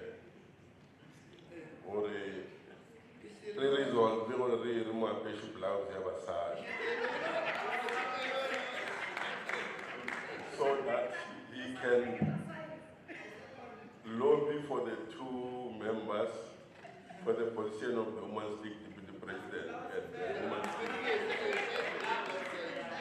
I so move. Honorable Speaker and Deputy Speaker, Deputy Chair of Chairs, members of the Executive Council, Chief Whip of the ruling party, Leader of the Opposition, Honorable Maraga, Honorable Maraga, members of the legislature, and our guests in the public gallery. Honorable Speaker, I feel so honored to be part of those members who are given an opportunity today to come and engage, debate on the annual report for Department of Sports, Arts and Culture for the financial year 2021-2022. Sport is an important part of the cultural and social life in the country. Whether one likes to play or observe sports, our province has a busy sporting calendar with major events such as football, netball, volleyball, rugby, and other cultural activities taking place throughout the year. Whatever you taste, you will have the opportunity to watch or take part in a wide range of your respective activities, because there is also this saying that all day work without play makes Jerry a dull boy. The Portfolio Committee on Sports, Arts and Culture executed its constitutional mandate by meeting with the Department of Sports, Arts and Culture with a view of holding the department accountable. We do so as a collective in line with our strategic plan, the National Development Plan, performance plans, and the broader mandate of our liberation movement and this democratic government. At the same time, Honorable Speaker, we are aware that we carry the heavy responsibility of leading the social transformation of our society by ensuring social cohesion and moral regeneration. Speaker, the annual report indicates that sport and the creative industry is a major contributor to the economic and social development. Its role is recognized by governments, including the political declaration of 2030 agenda. The Auditor General briefed the Portfolio Committee on the outcome of the Department of Sports, Arts and Culture for the period which ended on the 31st March 2022. During that financial year, Honorable Speaker, the department obtained an unqualified audit opinion with findings for the second time in a row. However, it has a potential to move towards the clean audit. And that can only be realized if the department will ensure that the audit action plan that they have developed or the management letter is implemented accordingly. There is monitoring by the political component, the audit committee, to ensure that all the queries that were raised by the AG are implemented. It is very much important, Honorable Speaker, that the department should, in every portfolio committee, make implementation of the AG's action plan as a standard agenda item, so that they give us an opportunity to play our oversight and assist them to move to clean audit. Honorable Speaker, the committee raised concern on the budget of the Provincial Theatre. That has been on the design stage for a very long time. And the budget has escalated from 475 million to 515 million. Still on the design stage. Manawayana will 10 million out of this amount of money that is required. As the committee, we recommend that the cost estimates should be scaled down, either by reducing the components of that design, or whatever way that can be happened. We are pleased that the quantity surveyors are also amenable to scale down the prices. We call upon government to prioritize this project by ensuring that sufficient budget is allocated in the next financial year. Speaker, it is worth noting that the department is in the process of upgrading Skumanzal Museum, and the project is planned for the period of 24 months. The target of creating 51 EPWP job opportunities was exceeded by 4 due to the appointment of people to assist with asset management at the head office. The museum holds a place of prime importance in the field of education. Any education is incomplete without proper cultural education and awareness. And museums will always play an undeniable role in this respect. It holds the cultural history of the nation and its many inhabitants, along with the history of other cultures as well.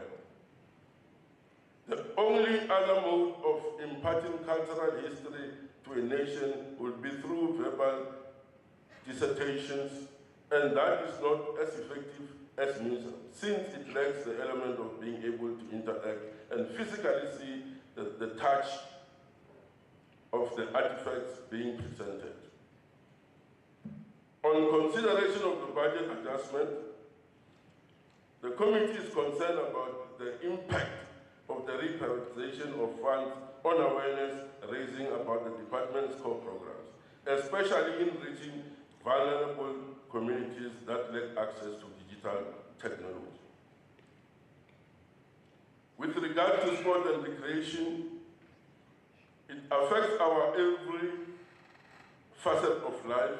Most societies these days have become multicultural as more and more people migrate across countries and continents. We live around, socialize, and work with people from different cultures, backgrounds, and therefore we are part of the world. It is established, Honorable Speaker, that 92.6% of the adjusted budget of 80,607,000 was spent in the program. Mass participation and sport development grant underspent a total of 5.897 million of the allocated budget due to some programs that could not be implemented in Q1 and 2 because of the COVID-19 restrictions, and vacant positions which are in the process to be filled. Due to seasonal school sport activities, the winter games have been rescheduled to take place during the first quarter of this financial year. And we believe there will be a lot of support, a lot of interest in ensuring that people are afforded an opportunity to participate. In conclusion, Honorable Speaker, sport is a very crucial part of everyone's life, which helps the participants to learn various issues like teamwork, coordination, and also helps to keep the body strong and healthy. I thank you. Thank you, Honorable Masak. Honorable Madam.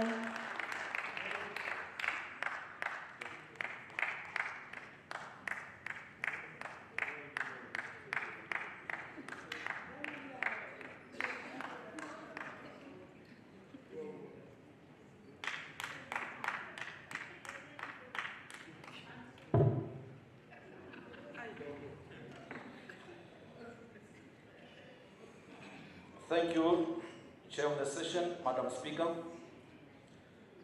Greetings to the EFF caucus led by the dynamite, the one and only Mbokoto, Commissar Chilizi Maranga.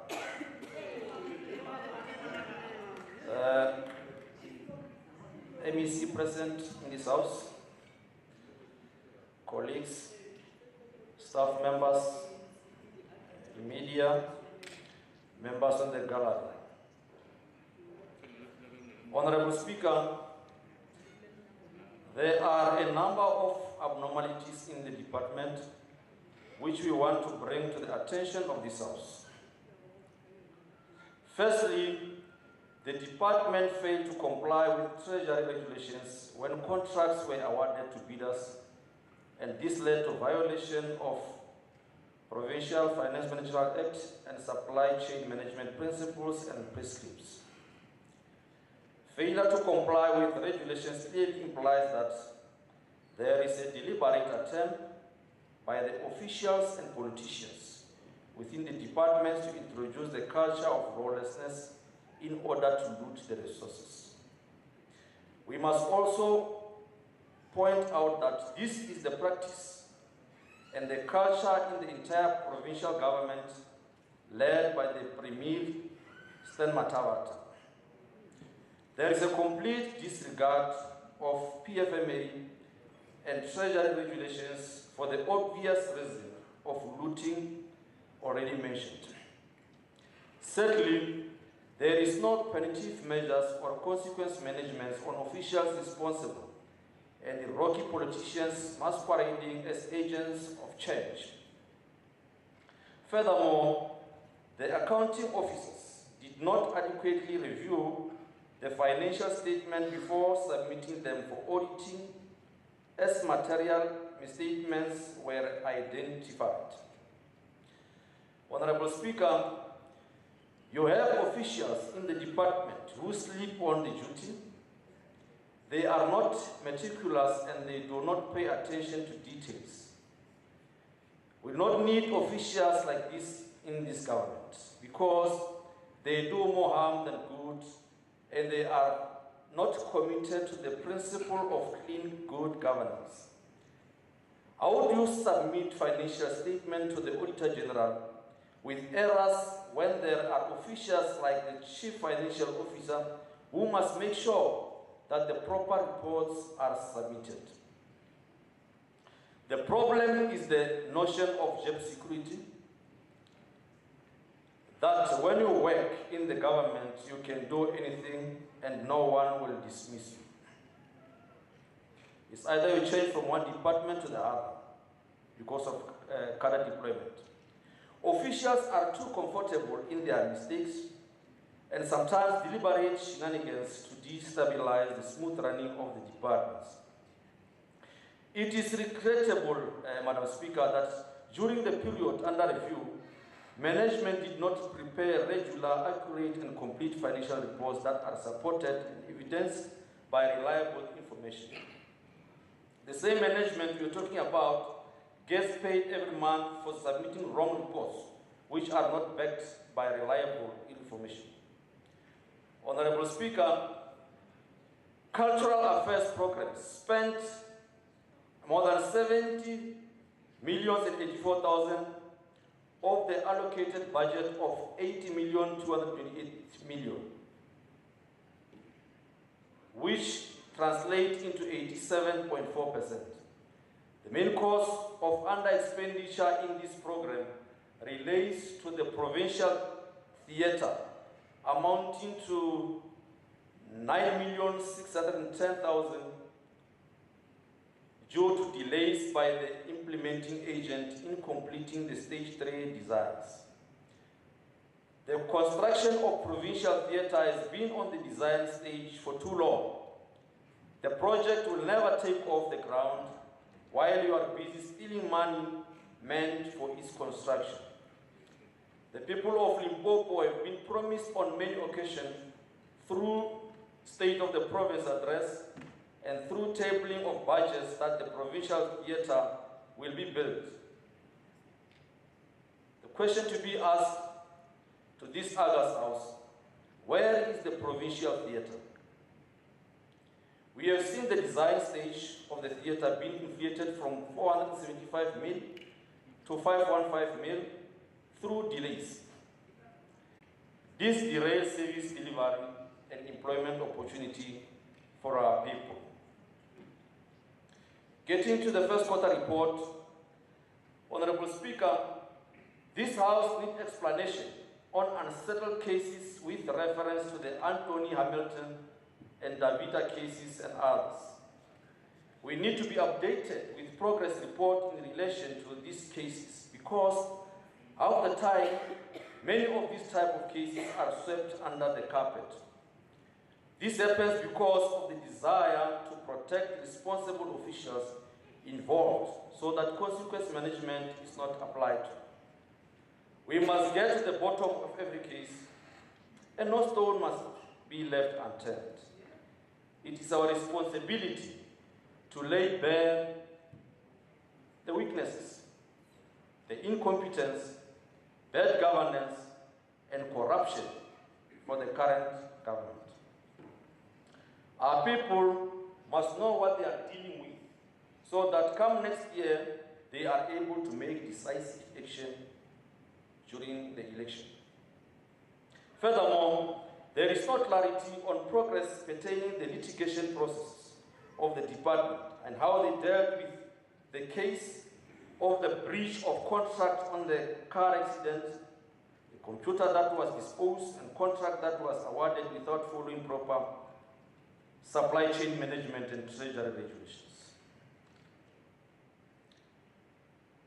Madam Speaker, this House and the people of Limpopo need to know progress in relation to these litigation processes.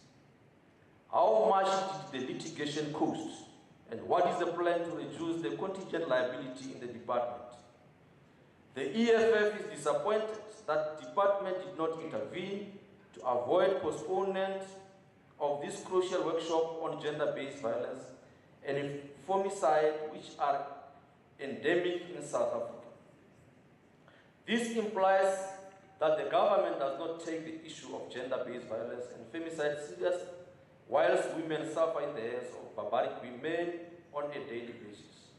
Honorable Speaker, the EFF is concerned about the expiring of 117 libraries librarians and assistant librarians posts that were not renewed.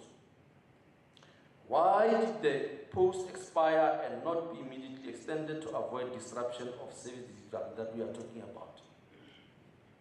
By allowing the posts to expire and not renew them immediately, the government is actually promoting unemployment instead of creating permanent jobs for librarians. The majority of librarians who work on 12-month contracts are demoralized because they are not sure of their future and livelihood, and that is not correct. This will affect their work output in the workplace, and production level will be lower than expected. Honorable Speaker, there is an urgent need to ensure that contractors are placed on strict terms and conditions regarding timeless completion of infrastructure projects, especially libraries, and that the necessary penalties be imposed for non-compliance. Contractors do not complete their work on time, that is costing the taxpayers more money to complete projects. This happens because the government does not monitor projects until the end. Contractors are left alone to do as they wish. The slow progress in relation to the construction of the Provincial Theatre is concerning and worrying, to say the least, important. The 2021-2022 annual report indicates that 9.6 million underspending on the Provincial Theatre was due to delays in the completing stage 3 preliminary design. What is happening, MEC? Please, we need answers. Will this project ever see the light of the day? As a result, the EFF government will ensure that all libraries are fully resourced for smooth functionality. I so move. Thank you. Honorable Panel. Honorable. Okay. We now move.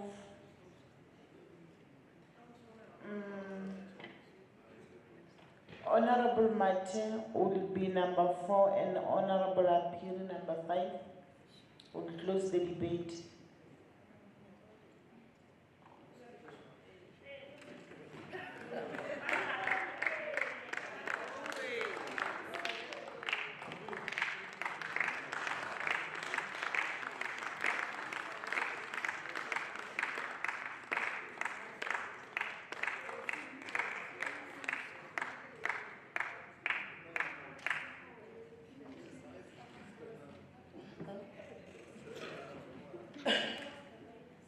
Honorable Speaker, Honorable Premier in absentia, Honorable members of the Executive, Chief Whip of the Majority Party, members of the Provincial Legislature, ladies and gentlemen, Abshin. Madam Speaker, we are gathered here today, the 3rd days after the official opening of the International Greens Soccer Tournament, which is being hosted by South Africa. The tournament is held at Ngongo Stadium, the home of Bakebula, which is being in which 16 countries are taking part in this tournament. Honorable Speaker, this is the first tournament in the history of mankind. Allow me, Honorable Speaker, on behalf of the Committee on Sports, Arts and Culture, to thank Manbekan Sangwisi for the job well done, since he's the forebearer of this vision. I can say, when I'm Wabang. Honorable Speaker, as history has shown time and again through the many struggles nations and humanity as a whole have experienced together, the arts, sport and culture and recreation have been the shared reprieves, restoring hopes and inspirational motivation to move towards our common goals, overcome hardships together. Library and archive services. The purpose of this program is to provide archive services in terms of the National Archive Act. Libraries and archives are the memory of society, preserving and providing access to our cultural, scientific, and historical record. Libraries and archives enables intellectual freedom, vital to democratic and open society by providing access to information, ideas, and works of imagination to all members of society. During our committee meeting, it was reported that the tender evaluation stage has been concluded for Botshabelo, Sekhukhune, Chauri, and Vlakfontein libraries. The department indicated that contractors will be appointed during July 2022. The committee requested the department to provide the date given to the contractors' appointment period. The department indicated that contractors for Vlakfontein, Sekhukhune, and Botshabelo public libraries were appointed on 26 July 2022, while Chauli was on 12 August 2022. The site handovers and site establishment took place on the following days: Vlakfontein 10 August, Botshabelo 11 August, Sekhukhune 12 August, and Chinaul on 16 August 2022. The committee expressed their disappointment on the expiry of the 117 librarians and assistant librarians posts. During the committee oversight visit to libraries, it was discovered that the librarian's contract expired and Zamani Library was badly affected, the library where Honorable Bioscope Makam is coming from. Honorable Speaker, the committee having considered and scrutinized the departmental 2022-23 first quarter report, recommends the department to prioritize ways to address under expenditure, as it will have a negative impact on the audit outcomes at the end of the financial year. School sports development. In sports activities, children not only play the role of team players, but sometimes they also have to play the role of a leader, knowing that they have to lead the team, which at the end will boost their leadership qualities. This helps them to become good decision makers. Being a leader, the duty is not just to lead the team, but also need to boost and appreciate the team. Madam Speaker, our province is mostly rural, and as such, higher percentage of resources should be biased in that angle. As the committee recommends that the department should target interventions that is rolled out in collaboration with traditional leaders through our sporting hubs that are initiated in a number of traditional councils across the province. It was reported that the people trained to deliver on academic programs were 10, and the department achieved that target. Then 10 athletes from Limpopo Boabab's netball team were trained on mental health. Oh, I'm sure you are not trying to kill my pride. I'm a Songa speaking person. Thank you very much. I pronounce it as I am speaking. I'm a Songa speaking person. I can't pronounce like him. I cannot pronounce like him, he knows. It was reported that the people trained to deliver on academic programs were 10, and the department achieved that target. 10 athletes from Limpopo Baobab's netball team were trained and mental health on 27 and 28 May 22. I will give you a chance, Honorable Makolo, to be my tutor, don't worry. The report indicated the number of people trained as part of the club development program exceeded the total target of 100 by 143. When additional people were trained during coaching clinics conducted by South African Football Association, the total target was 46 on the number of leagues supported, but the department supported a total of 61 leagues during the first quarter. This was done after requests from federations to enable them to participate in national leagues as culture and heritage. Madam Speaker, our investment in the cultural and creative industries seeks to unlock the potential of this sector, to create the conditions for success, to develop and keep our talent here at home. Our investment in this regard is anchored on 3 areas, namely funding for projects, training and capacity building platforms, and access to markets. The department supported a total of 6 statutory and non-statutory bodies out of the annual target of 7. The annual report indicated that the budget was reprioritized to cater for contractual obligations. The number of practitioners benefiting from capacity building opportunities was 1,523 out of an annual target of 1,140. The target was exceeded due to more artists being capacitated after funds were received from National Department of Sports, Arts and Culture. The number of artists promoted was 2,677 after more funds were received from the National Department of Sports also. Let this investment intend to stimulate and support the emergence of creative enterprises with a focus on women, youth, and the rural areas. The investment in the cultural and creative industries is critical in supporting our collective attempts towards the post-COVID-19 economic recovery. As a committee, we are continually evolving our role from being primarily a provider of arts, culture, and heritage opportunities to providing greater support to programs initiated and driven by communities. Over the coming years, let's pedal down on investing in our institutions like art centers, theaters, and museums. Cultural affairs. It was reported that a quarterly target was set at 1,000 practitioners to benefit from capacity building opportunities, but it was exceeded and 297 practitioners benefited from capacity building opportunities.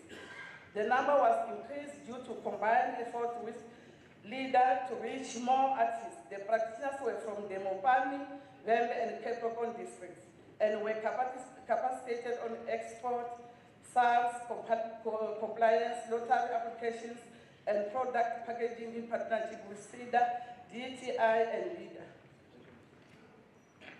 The first quarter report indicated that 305 artists were promoted out of a total target of 100. The number increased due to collaboration with other government departments to strengthen the cultural exchange program during Africa Day celebration.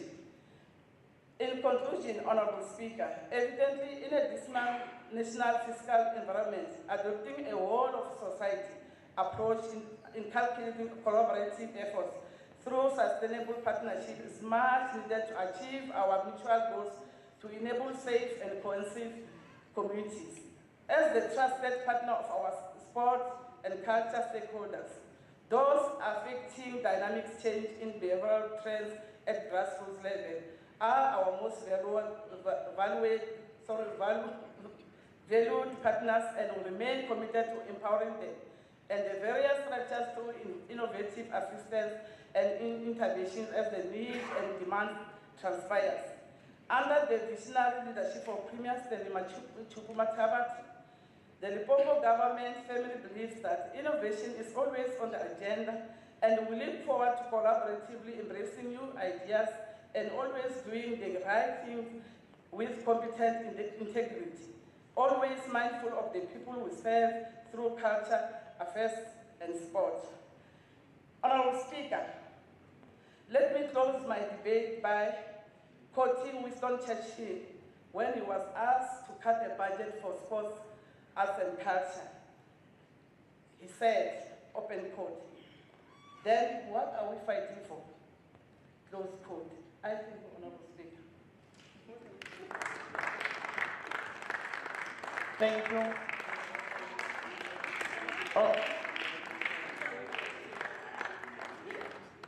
Honorable Apiri.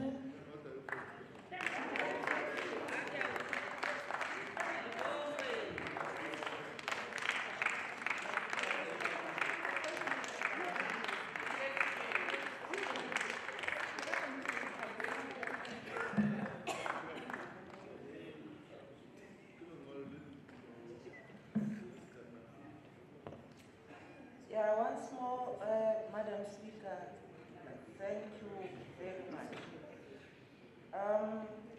Allow me, Madam Speaker, to remind this august House that the creative and sporting industries are recognized worldwide as important contributors to the economy, and a number of people derive their means of livelihood from these industries.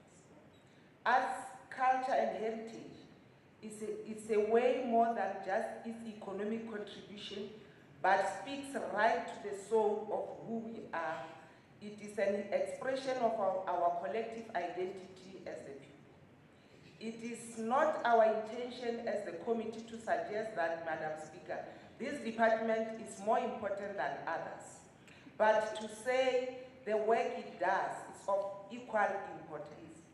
Madam Speaker, the report indicated that the department managed to host 2 significant historic days during the first quarter of 2022-23. The Freedom Day celebrations were hosted on the 27th April 2022 at Mangane Village in Skukune District, and Africa Day celebration were held on the 25th of May 2022 at the University of Limpopo. The department indicated that on the Freedom Day celebrations, the main event was aimed to attract at least 2,000 participants for the rally, but more than 5,000, Madam Speaker, of the people turned up for the event. The loud hailing in the community 3 days before the event assisted in attracting more people to the event. The citizens of the province in all districts, private sector, small and medium business enterprises, local performing and visual artists gathered in Skukune to witness the Freedom Day celebration. The economies, Madam Speaker and members, of the future will rely on creativity and innovation to create jobs and foster economic growth. To be competitive in the country and the province, as a department, we need to invest in the cultural and creative industries in order to create the conditions for success, develop and sustain our talent here at home. Honorable MEC, maybe let your plans for this financial year chart a course for policy tools that support our creative industries and the heritage sector. And you need to work on seeking to strengthen and renew our existing cultural and heritage policy tools and to introduce new initiatives that will help our creatives succeed in the global marketplace. Madam Speaker, honorable members have spoken to issues as reflected in the Portfolio Committee, mainly Honorable Mate and Honorable Maseko, and I will then speak to the resolutions as directed to the Department for implementation. Madam Speaker, the Portfolio Committee, having considered and scrutinized the 2021-22 report, recommended the following to the Department. The accounting officer must continue to involve audit committee and internal audit to ensure that management implements and enhances review processes on the financial statements. We were referring to this for the department to improve on the audit outcomes. And we have said the accounting officer must exercise all reasonable care to prevent and detect fruitless and wasteful expenditures and any losses, Madam Speaker, relating thereto must be vested with that official. Members must bear in mind that unpunished corruption at the top officials of the department leads to replicating behavior by ordinary citizens, and dominance of provinces by corrupt leaders further foster the acceptance of corruption as a normal practice. Corruption often generates more of the same until a corrosive culture of corruption is fostered. When no action is taken against those engaged in corruption, the more people will be attracted to such actions. Madam Speaker, the accounting officer must exercise all reasonable, the accounting officer must continuously make efforts in, the committee is continuously making efforts in ensuring transparency of service delivery by government departments and municipalities by adequately and timelessly handling challenges from the public. However, Madam Speaker, Committee often encounter various challenges that hinder its mandate. The non-implementation, Madam Speaker, of committee resolutions by the department and municipalities causes delay in resolving and closing issues and insufficient cooperation by the department and municipalities in terms of attending committee meetings, which results in cancellation and postponement of meetings. That hinders progress in the oversight work of the department, of the portfolio committee. Madam Speaker, as I conclude, the portfolio committee's commitments must be assured to the report presented and meaningful of the enormity of the challenges that are confronting the department. With support and encouragement from all stakeholders, there will be no doubt that this administration will succeed in a vision to champion social transformation. I thank you, Madam Speaker.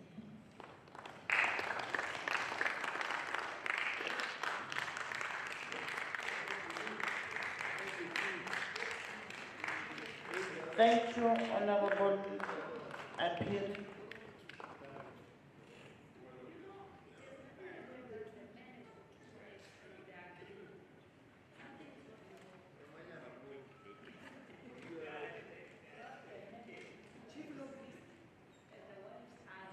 Let's proceed to item 7.6, consideration and adoption of the following reports of the Portfolio Committee on Sports, Arts and Culture. Committee Chair.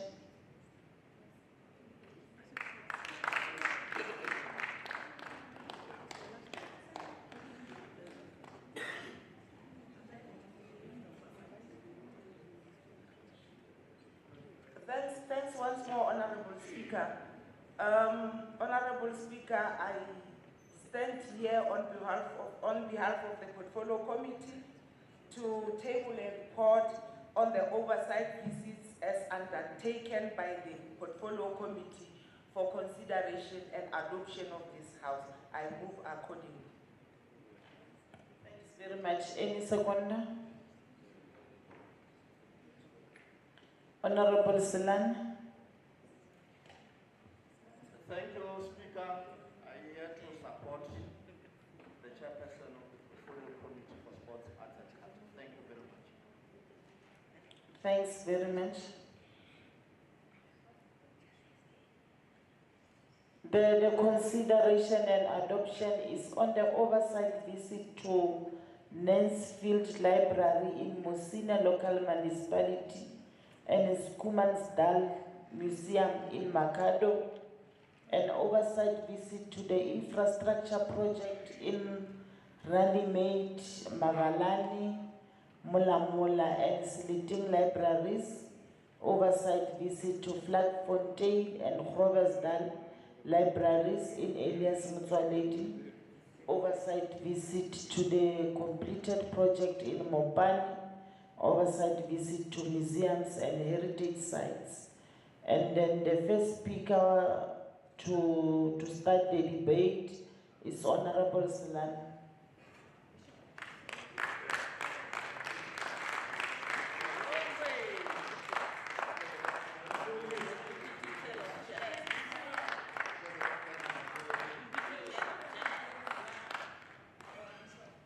Thank you, Honorable Speaker, the Deputy Speaker, the Honorable Premier in absentia, the leadership of the opposition, the Chief Whip, the Deputy Chief Whip, the Chair of Chairs, honorable members in this august and majestic House. Honorable Speaker, let me reiterate to register my discomfort of accounting to the Department of Sports, Arts and Culture, because that then become the role of the HOD and the MEC. But remember, Chair, that the United Nations Educational, Scientific and Cultural Organization wants stated that for nations to achieve the Millennium Development Goal is for them to ensure that libraries organizations are established, they are supported, funded by the community.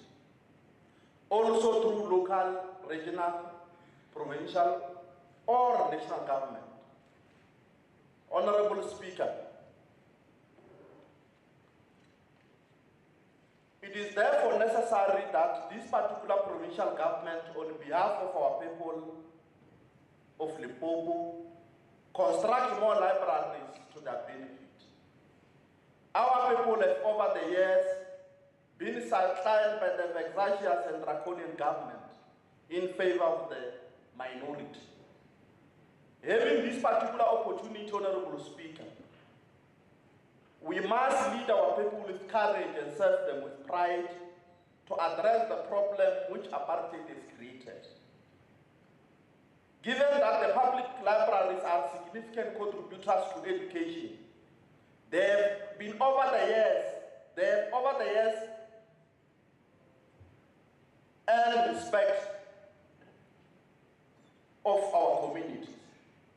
The public libraries have shaped and redefined their role as community activity center, community information center, formal education support center, independent learning center, popular material libraries, and so on and so on. Honorable Speaker, community libraries are crucial for our people to have access to information, but also to satisfy their multiple needs. As custodian of information and knowledge in diverse spheres, they also play a role in terms of socio-economic development of nations, and all public libraries in South Africa fall under the Department of Sports, Arts and Culture, Honorable Speaker. However, it has been noted that even in the post-apartheid South Africa, community libraries were faced with avalanche daunting challenges against their mandate to provide library resources to all. Some of the scholars, Honorable Speaker, mentioned that besides these particular enormous challenges with funding and staffing, community libraries, particularly disadvantaged rural communities, are not getting sufficient support from both local and provincial government. This problem of public libraries not meeting the information needs of their users is not only encountered here in our province, Limpopo, but South Africa, also across the globe. Honorable Speaker, we are also mandated by the Constitution as the Portfolio Committee to ensure that we play an oversight over the provincial executive organ of the state so that they are accountable to this legislature. The Portfolio Committee of Sports, Arts and Culture conducted an oversight visit to acquire information and check if the department is providing an accurate information regarding the libraries. Upon the arrival of these particular libraries, as you have mentioned, Honorable Speaker, the committee viewed the libraries and was briefed by the department, the IBT, and the contractors on the challenges they are facing and the progress made thereof. The committee then, Honorable Speaker, have interrogated and sought clarity on the challenges faced by contractors, but also attempt to provide solutions on those challenges. However, Honorable Speaker, it must be noted that during the oversight, the committee was impressed about the progress in Runnymede and Seleteng.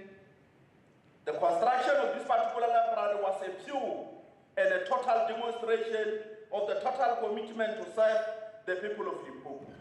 Having noted the impact of COVID-19 towards progress and completion of these particular libraries, some of the libraries were greatly affected by this particular pandemic because the department could not, in actual fact, achieve its own target.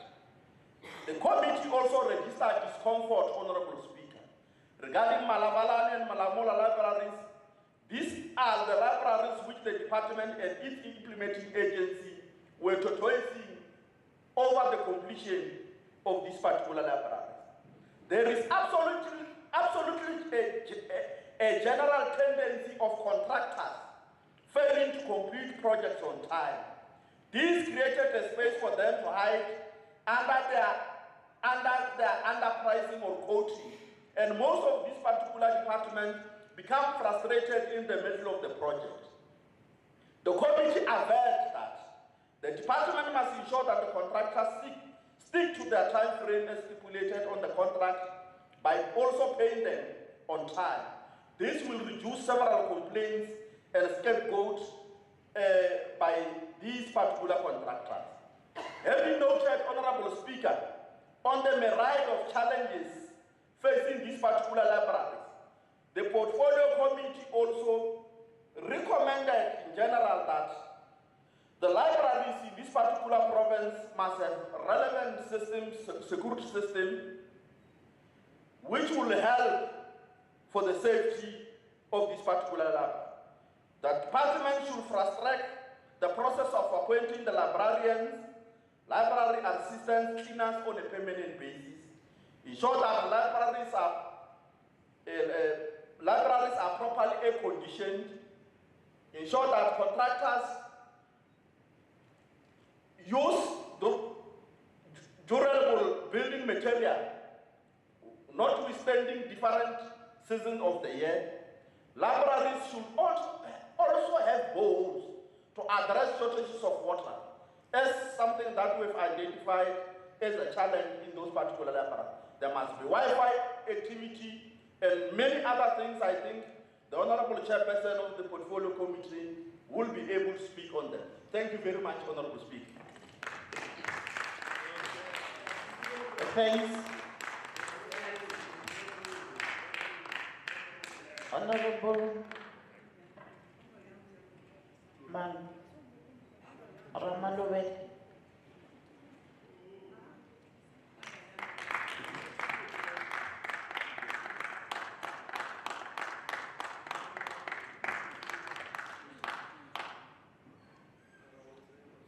Thank you, Madam Speaker. Greeting once more to this great August House. Honorable Speaker, the libraries in the province are characterized by all sorts of challenges, which includes human resources and infrastructure. The contractors whose services were enlisted to build libraries are not monitored. The projects are not monitored, and therefore, service providers end up delivering shoddy work. And that is a concern. Upon completion of these projects, you will still find that the doors are not properly working, the walls and cracks, etc., etc. Furthermore, the material that these contractors are using is not of good quality, as you have seen in the Runnymede Library under Greater Zarin municipalities. The contractors buy cheap material because they want to pocket more money. The people of Limpopo are not getting any value for money on these projects. Contractors collude with officials in order to loot the state money. The majority of community libraries in Limpopo do not have furniture, and the example of that is for Zamani Library in the Greater Guyana. This library is also characterized by a shortage of librarians because their contractors were not renewed on time. May we please allow the speaker to proceed. Thank you for the protection, Honorable Madam Speaker. Honorable Speaker, why does the department subject librarians to 12 months contract when clearly there is a need for them to be employed permanently to render service to the communities?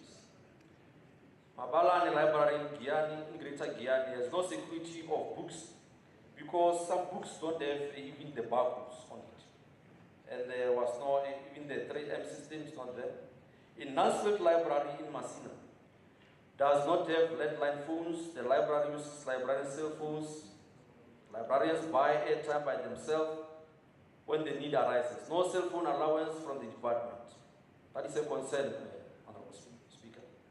The fact that the librarian buys airtime to communicate work-related matters due to lack of landline phones means that government is stealing from the workers.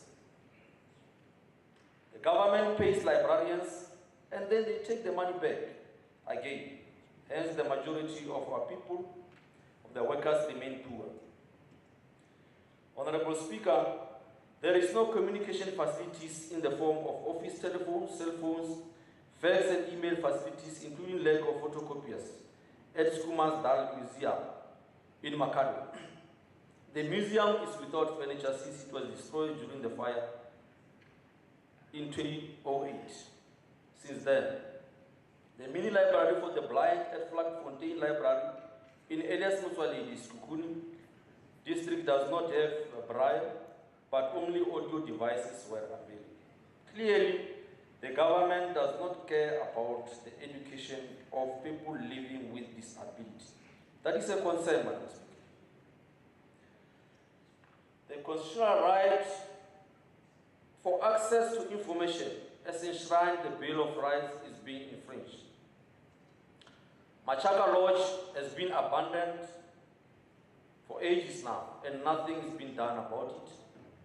This exposes the lodge to vandalism because of its dysfunctionality. There is no immediate plan to revive this lodge or to use it for something else that could benefit the community.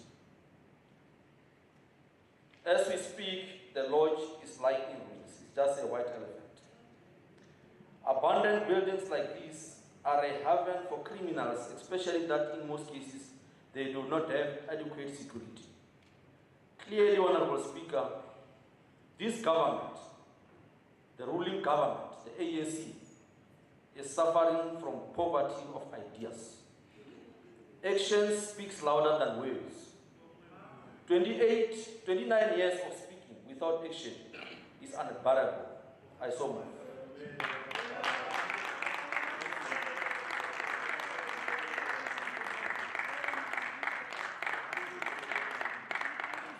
Let's proceed. The last speaker is Honorable Appeal.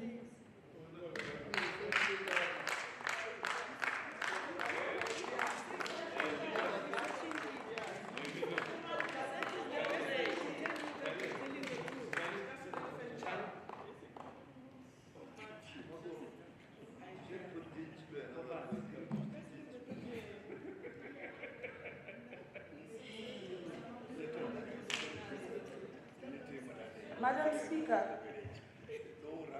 once more, let me greet you and thank you for this opportunity. Madam Speaker, allow me to remind this Honorable House of the oath that we have taken. This is the Honorable House, and whatever report we are giving here must be an honest and truthful report. Madam Speaker, the Schoolman's Dal Library is still under construction, and it will be allocated furniture after the completion of the project. We cannot sit here and listen to honorable members say it doesn't have furniture. It cannot have furniture because it is not yet complete.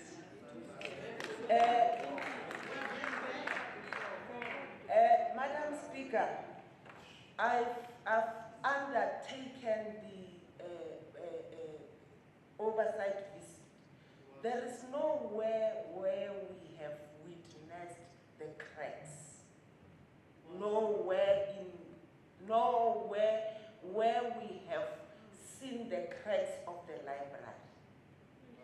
So that's why I'm saying, Madam Speaker, we need to be truthful. If the project was delayed to be completed, we must say it was delayed to be completed. We can't say it does not have the furniture.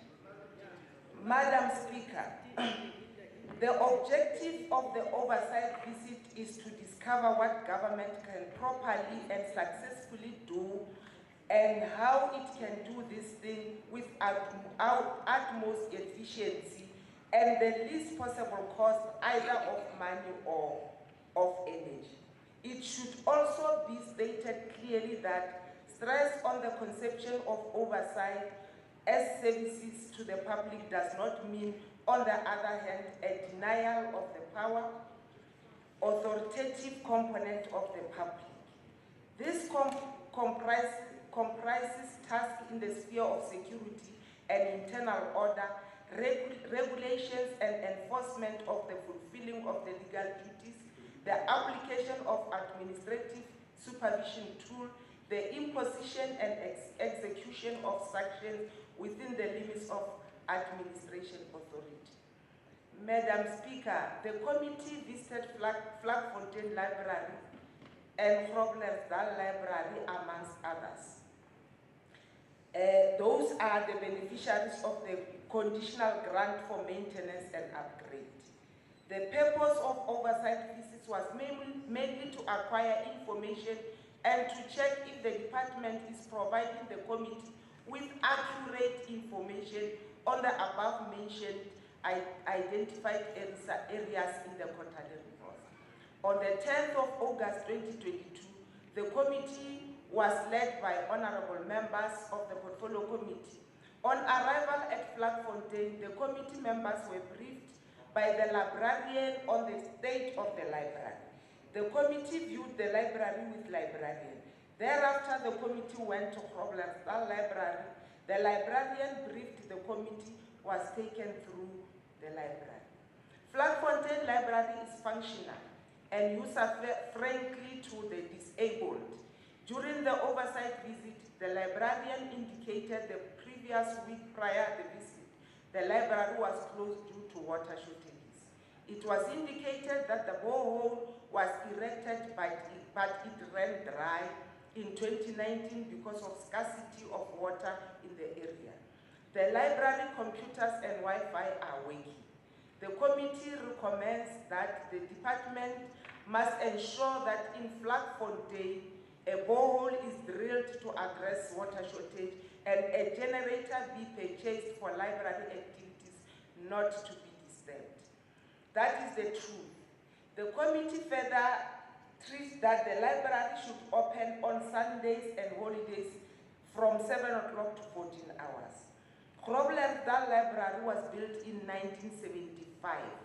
The library was under the municipality and Department of Sports, Arts and Culture has taken over and extended the study hall in 2010.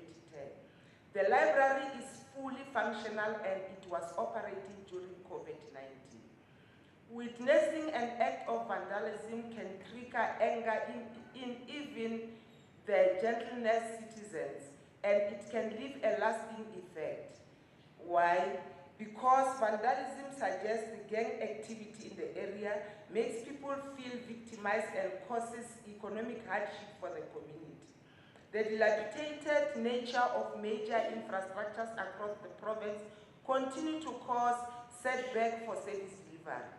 It is a development that has continued to hinder the much anticipated community development and right for learning. As highlighted in the MTBPS 2019, that it remains critical to drive further infrastructure investment, and public sector infrastructure projects are plagued by poor planning and implementation. Despite its clear benefits for growth and poverty reduction, infrastructure spending is far below is needed. Moreover, that gap widens as country incomes fall. Infrastructure is considered to be the structural elements of an economy which allow for production of goods and services without themselves being part of the production process. Although the Department of Public Works ran out of budget for refurbishment of heritage sites currently. The challenges, Madam Speaker, that the department is facing. The committee are continuously making efforts in ensuring transparency of service delivery delivery by government department. However, the committee often encounters various challenges that hinder its mandate. The non-implementation of committee resolutions, I repeat, Chair, Honorable Speaker, because this must be rectified. The non-implementation of committee resolutions by the department causes delays in resolving and closing issues and insufficient cooperation by the department in terms of attending committee meetings, which result in cancellation and postponement of meetings. It results in cancellation and postponement of meetings. The economy does not expand its productive capacity as rent seekers milk the existing capacity and kills off new productive capacity by choking the not so politically connected innovators, entrepreneurs, and new ideas from getting a start-up of finance or trading licenses. Corrupt misallocates scarce talent, resources, and energy to rent-seeking activities. It undermines democracy, shattering trust in democratic institutions, ultimately leading to political instability. South Africa is at a tipping point where corruption is in danger of becoming the accepted social norm. The growth pact sets a goal of 5 million new jobs by 2020, identifies structural problems in the economy, and points to opportunities in specific sectors and markets or jobs drivers. The first job driver is infrastructure, laying the basis for higher growth, inclusivity, and job creation. Lack of leadership, where critical positions like Chief Financial Officer are left vacant for over a period of 12 months or more, are some of the root causes of poor governance. Lack of consequence management, this is repeated several times, Madam Speaker, continue to be an area of major concern, pointing out the fact that Mutumo Trading Post, which is strategically placed on the N1 road with 3 key attraction places such as Tropic of Capricorn Needle, Lodge and Trading Post, is without manager and tour guide in order to generate revenue. Although this project, Madam Speaker, we don't know where it falls. It falls in the Department of Sports, Arts and Culture, and again it falls within the Department of Public Works. The two departments must sit and make sure this matter is dealt with. Resolutions and recommendations, Madam Speaker. The committee is satisfied by the progress made thus far. More effort will be put in dealing with all findings effectively and tamasly. The members concluded their oversight visit at Mutua Batsonga Open Air Museum. We recommend as the Portfolio Committee that the department must strengthen the security of the museum by electric fencing the whole area and have an alarm system. It must employ more staff to compensate the current staff complement for Saturday and holidays work. It must allocate a budget for cleaning materials and daily supply of newspaper to the library. Training of the current staff members to enhance their capacity in performing their duties. The following oversight departments, that is Office of the Premier and Provincial Treasury, should strengthen their oversight, monitoring and support to the departments and public entities to ensure that supply chain management processes are implemented. SCOPA should strengthen its oversight by monitoring the implementation of resolutions on a quarterly basis. And again, SCOPA should collaborate with the Portfolio Committee on infrastructure projects when site visits are conducted. As I conclude, Madam Speaker, in the period of 4 years, there was little progress made in terms of ensuring that all the departments and public entities work towards the achievement of good governance. As the Portfolio Committee, we commit that the report presented a meaningful of the enormity of the challenges that are confronting the department. With support and encouragement from all stakeholders, there will be no doubt, Madam Speaker, that the sixth administration will succeed in a vision to champion social transformation. I thank you.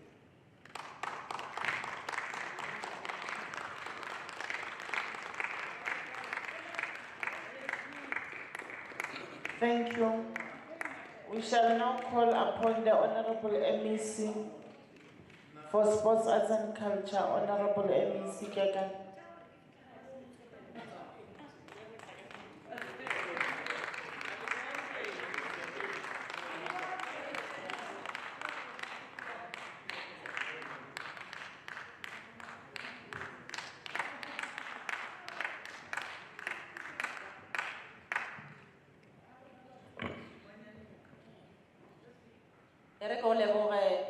Honorable Speaker, the Deputy Speaker, Chair of Chair, the Leader of Government Business, members of the Executive Committee, the Honorable members, including the Leader of the Opposition Party, Honorable Maraga, our officials, the HODs and DG present in the House and the House at large.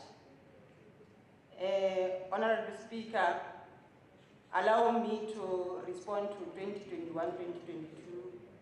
financial year annual report, together with the first quarter report for 2022-2023 financial year, and the oversight visits by the members of the Portfolio Committee.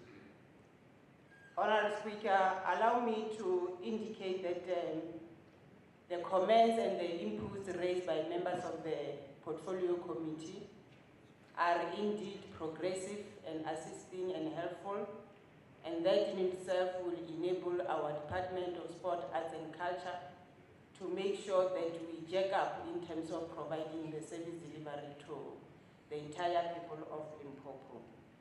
We are saying this, Honorable Speaker, precisely because this sitting takes place at a month which is declared, of course, nationally by the Human Rights Month, whereby the rights as enshrined in Chapter 2 of the Constitution, of course informed by the Freedom Charter, the most progressive document which was declared by the previous regime, the apartheid regime, as the communist document.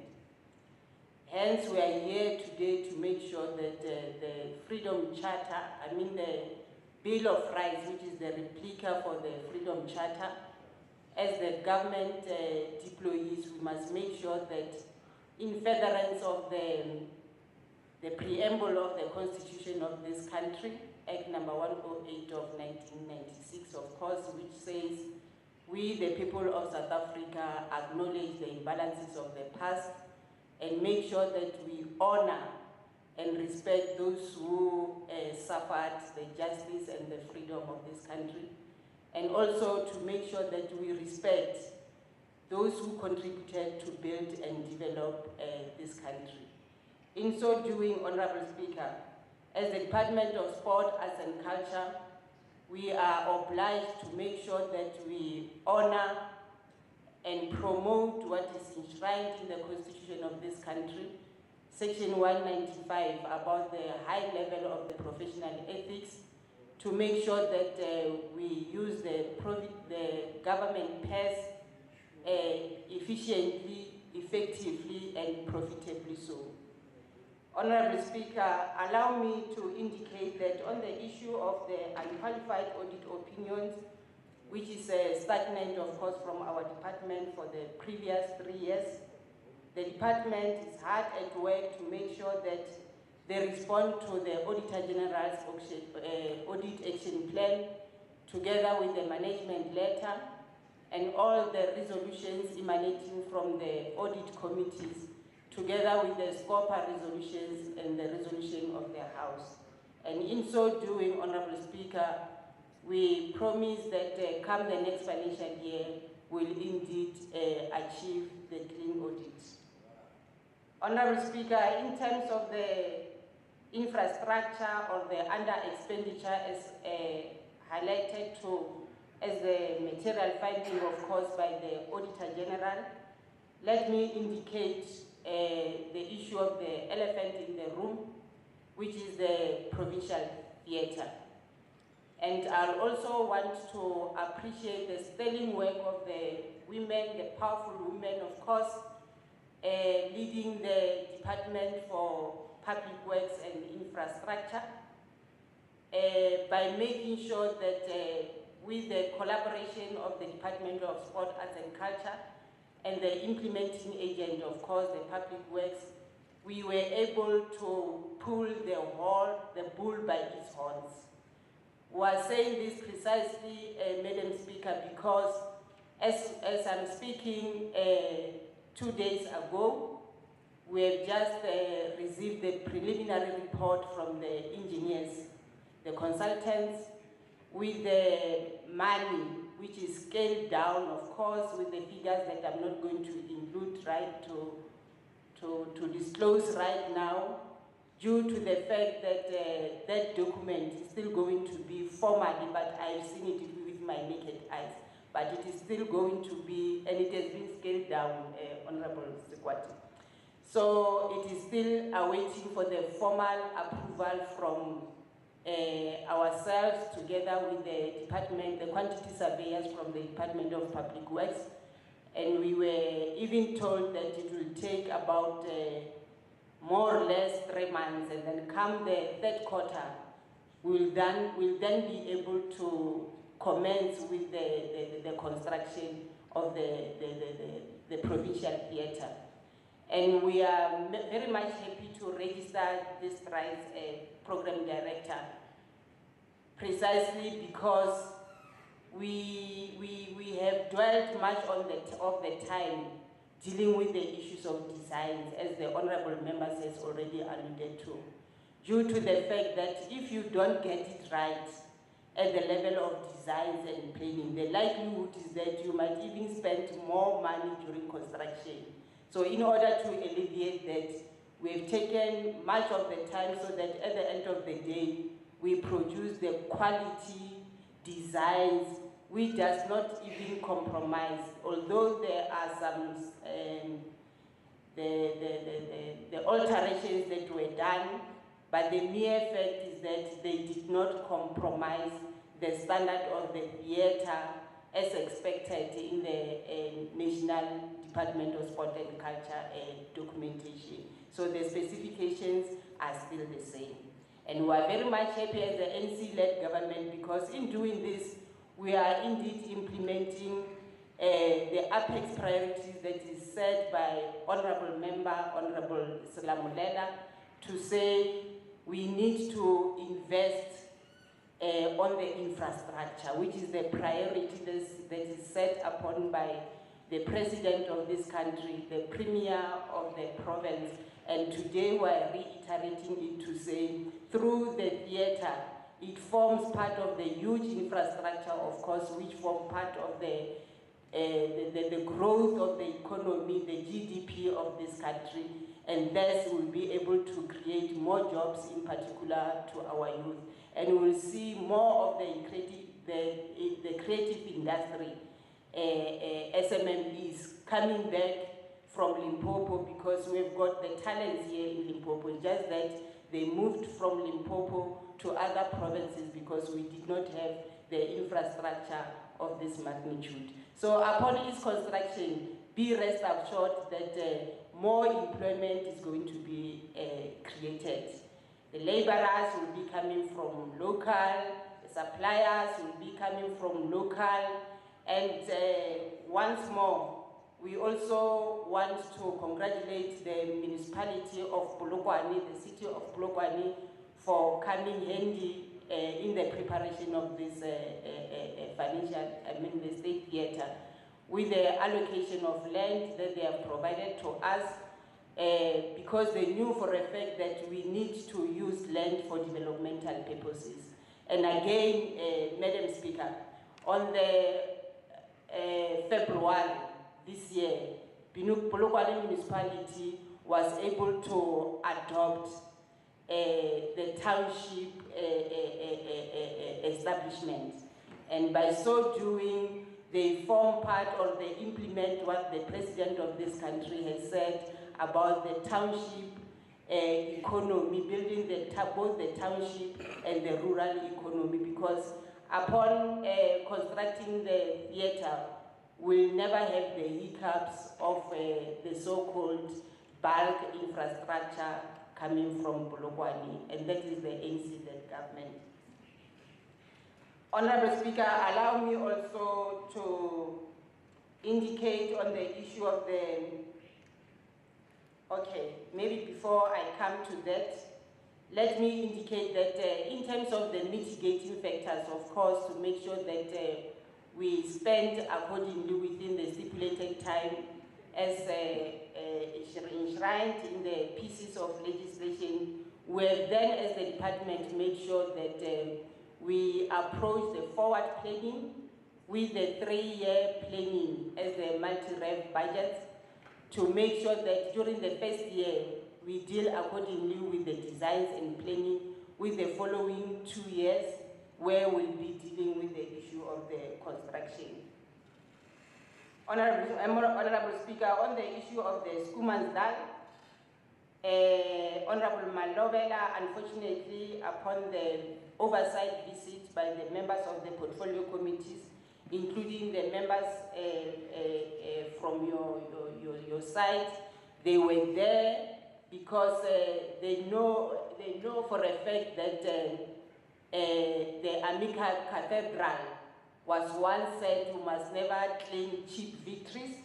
So, because people are their own liberators, so we can attest to what you are saying to say the Skumansdal is at 85% completion, and the issue of the furniture and everything will be dealt with.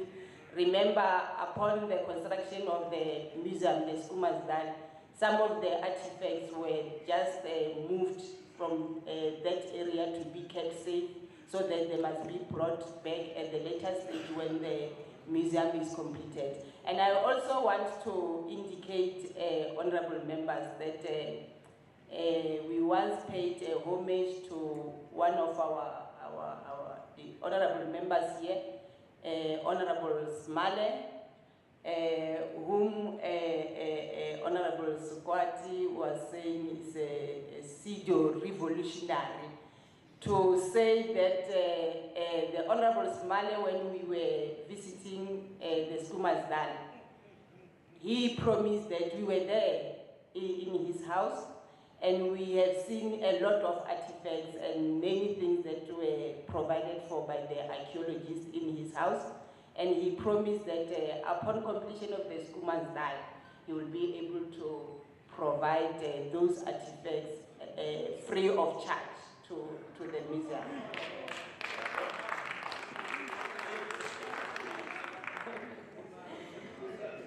Honorable Speaker, in line with the issue of the digital economy, of course it was always our principle and priority to make sure that we adopt and move in line with the 4th Industrial Revolution.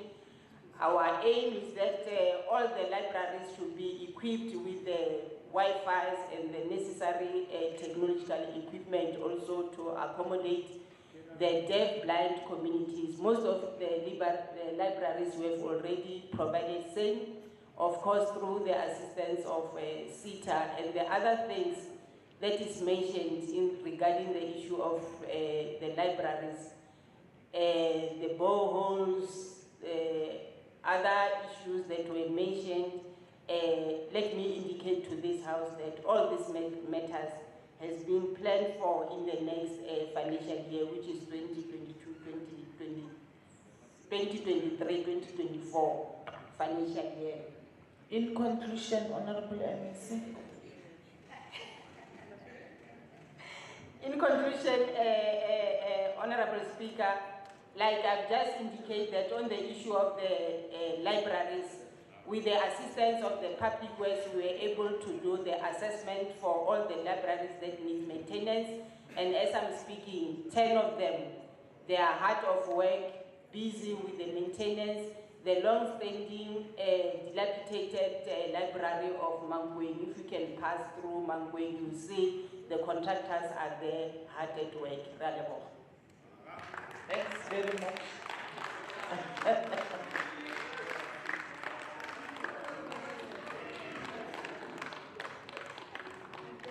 Thanks, Honorable MEC. Let's move to item 8 on the SNAP debate on Human Rights Month. And the first speaker on the list is Honorable Mugama.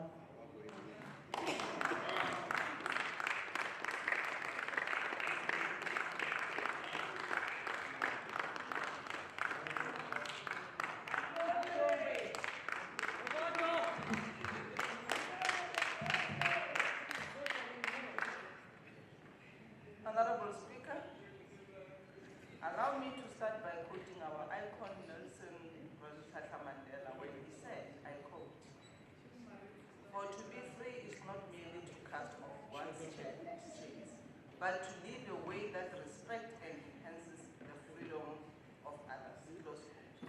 Honorable Speaker, the Deputy Speaker, Chair of Chairs, Chief Whip, leaders of opposition,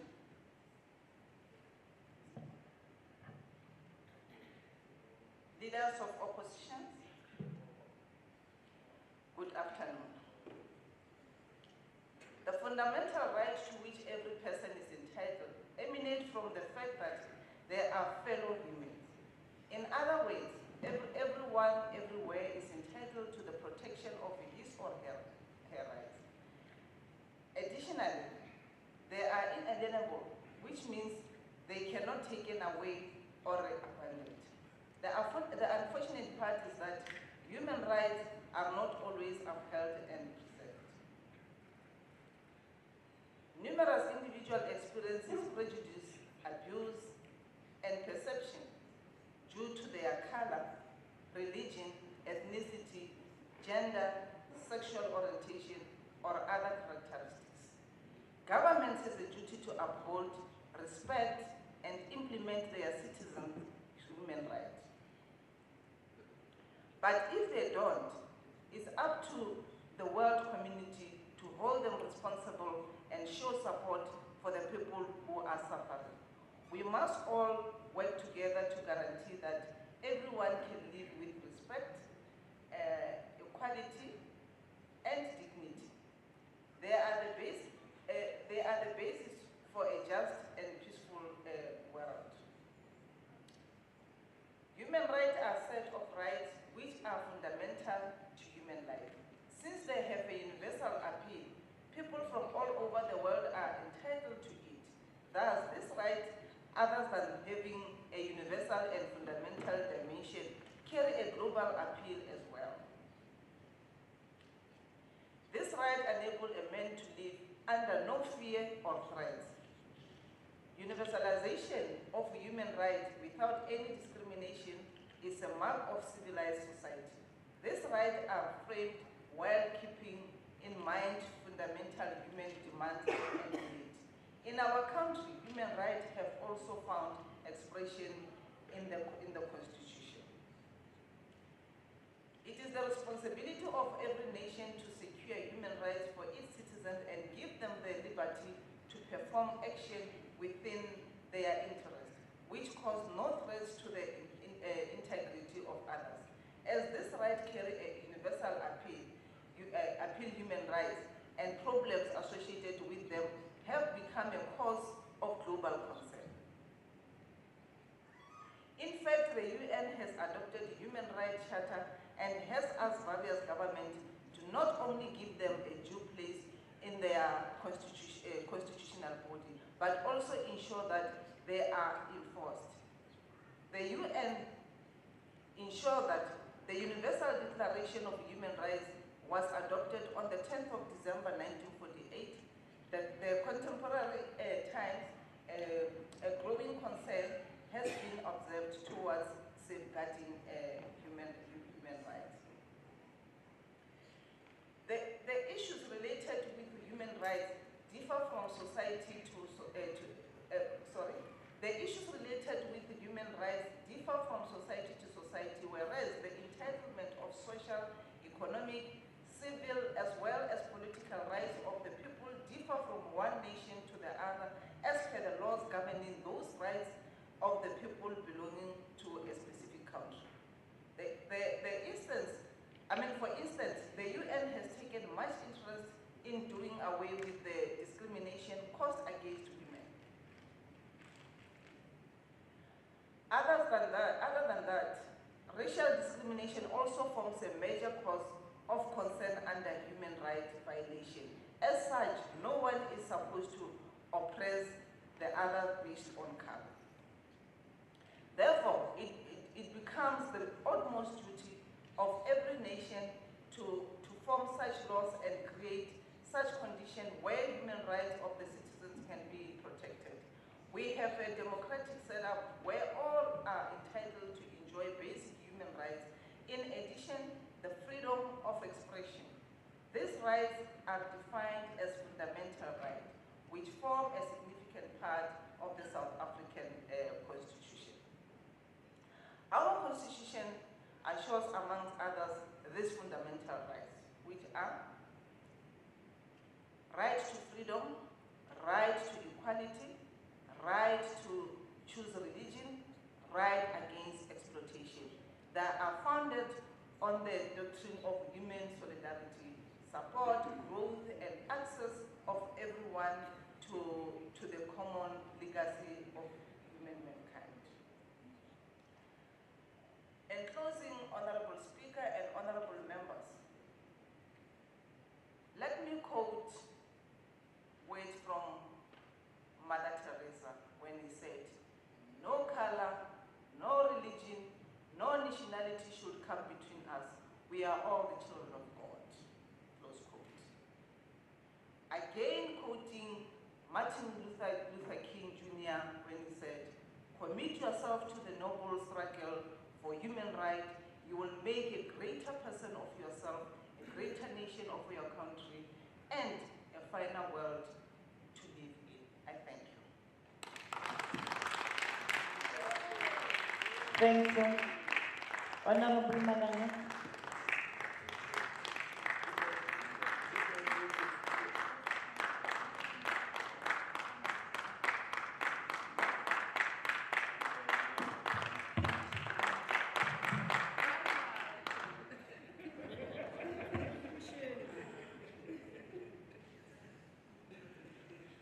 Thank you, Honorable Speaker.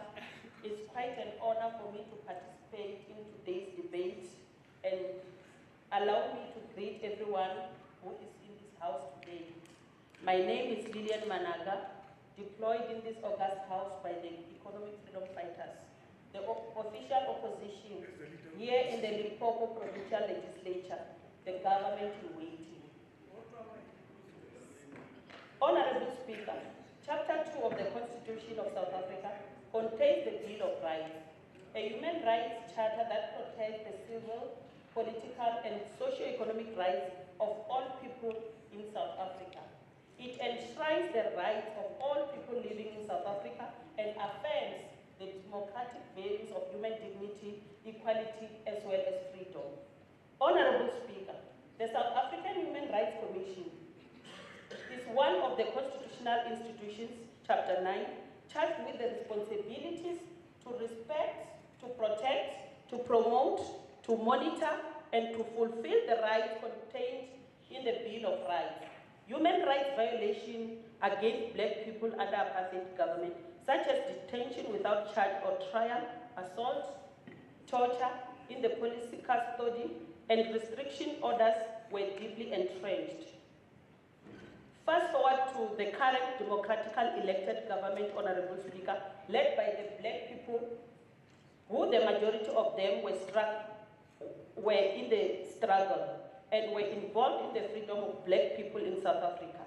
The fundamental question we need to ask, Honorable Speaker, is that, is there any difference between the apartheid government and the democratically elected government in relation to human rights violation?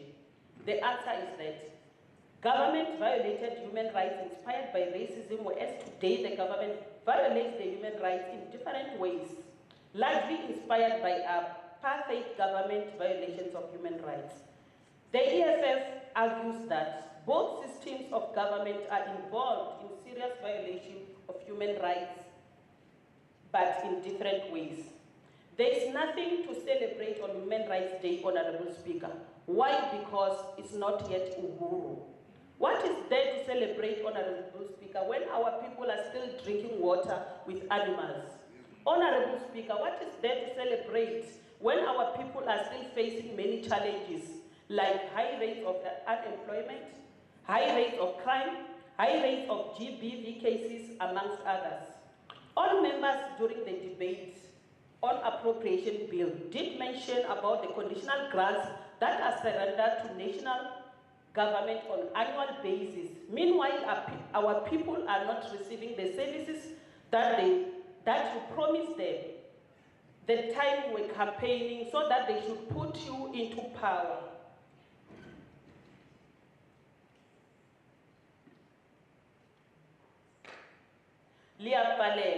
It's like you were cooked from the same pot.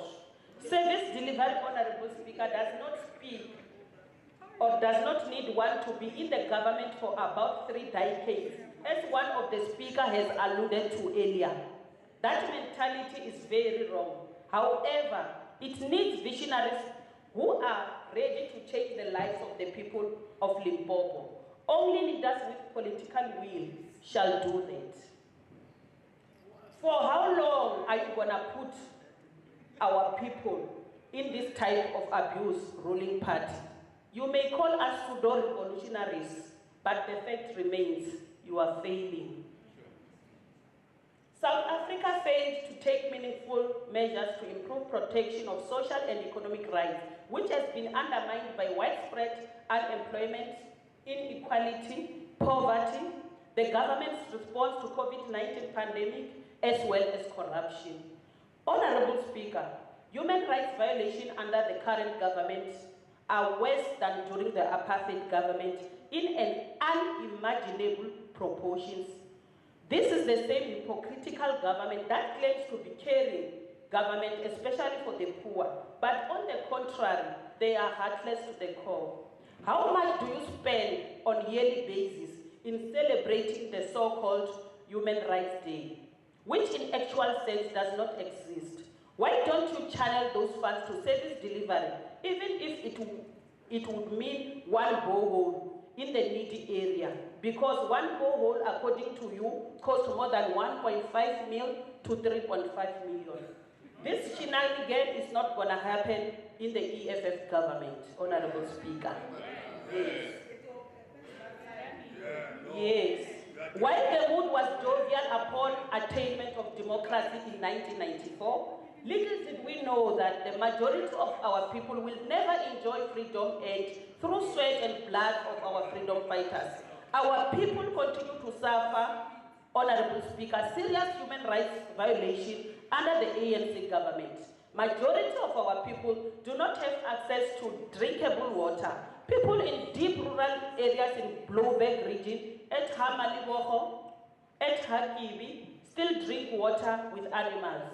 In spite of 143 million pledged in 2020 by Lindwe Sisulu, then the Minister of Human Settlements, villagers in Mutse, Limpopo, still do not have consistent running water.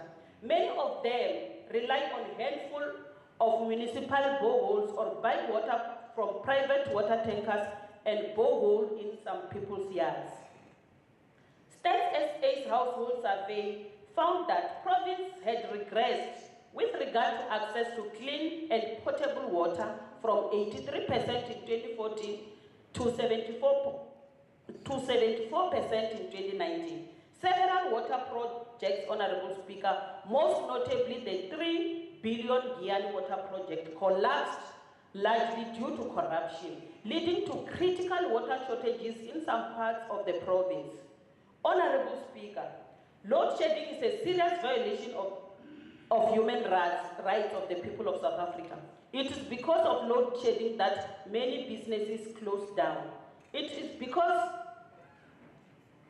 the majority of clinics in Limpopo do not open 24 hours around the clock. As a result, women give birth outside clinic gates or outside healthcare facilities because they are told the clinic only opens at 7 a.m. and closes at 16:30 in the afternoon.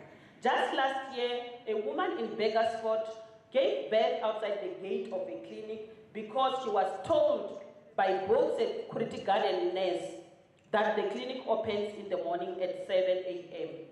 Clearly, this woman's dignity and the right to access for free healthcare has been seriously violated by heartless governments.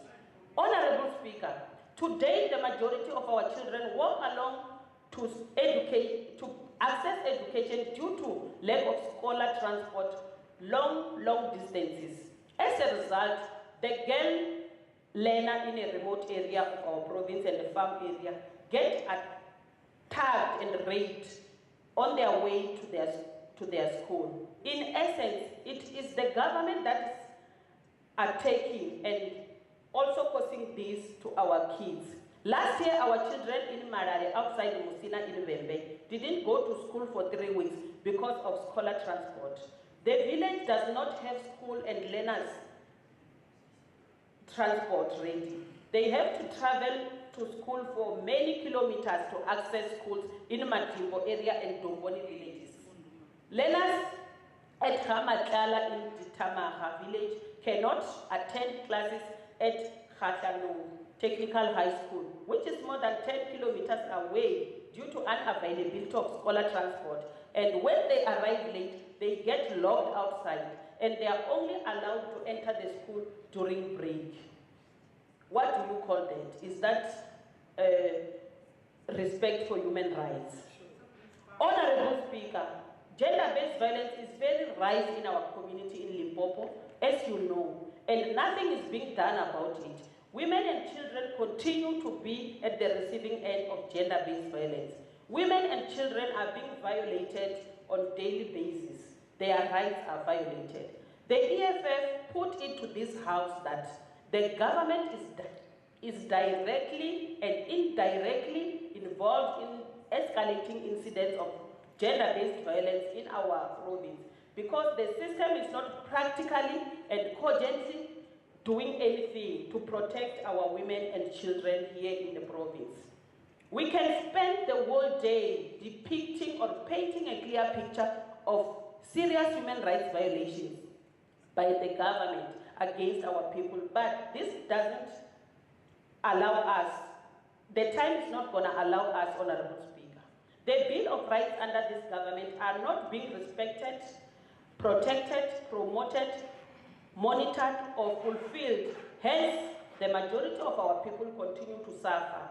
The ANC government is involved in gross violation of human rights of our people here in South Africa, in particular our province Limpopo. All these human rights abuses, Honorable Speaker, all these human rights abuses need leadership that can sit itself down with proper political will and consciously implement policies to change the situation, unlike those that take decisions while standing. Please sit yourselves down and resolve societal challenges that are confronted, that our people are confronting. Sit yourself down, please. I so move, Honorable Speaker. Thanks, Honorable Smart.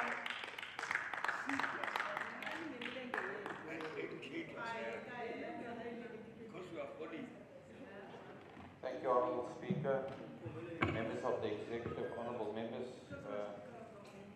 officials that are present here today. Human rights has got a very broad division and we can focus on a lot of topics. But for the purpose of today, I felt it necessary to focus on our children as well as the Department of Education. After almost 3 decades of democracy, South Africa still struggles to ensure that the right to equality in education is protected for all our learners.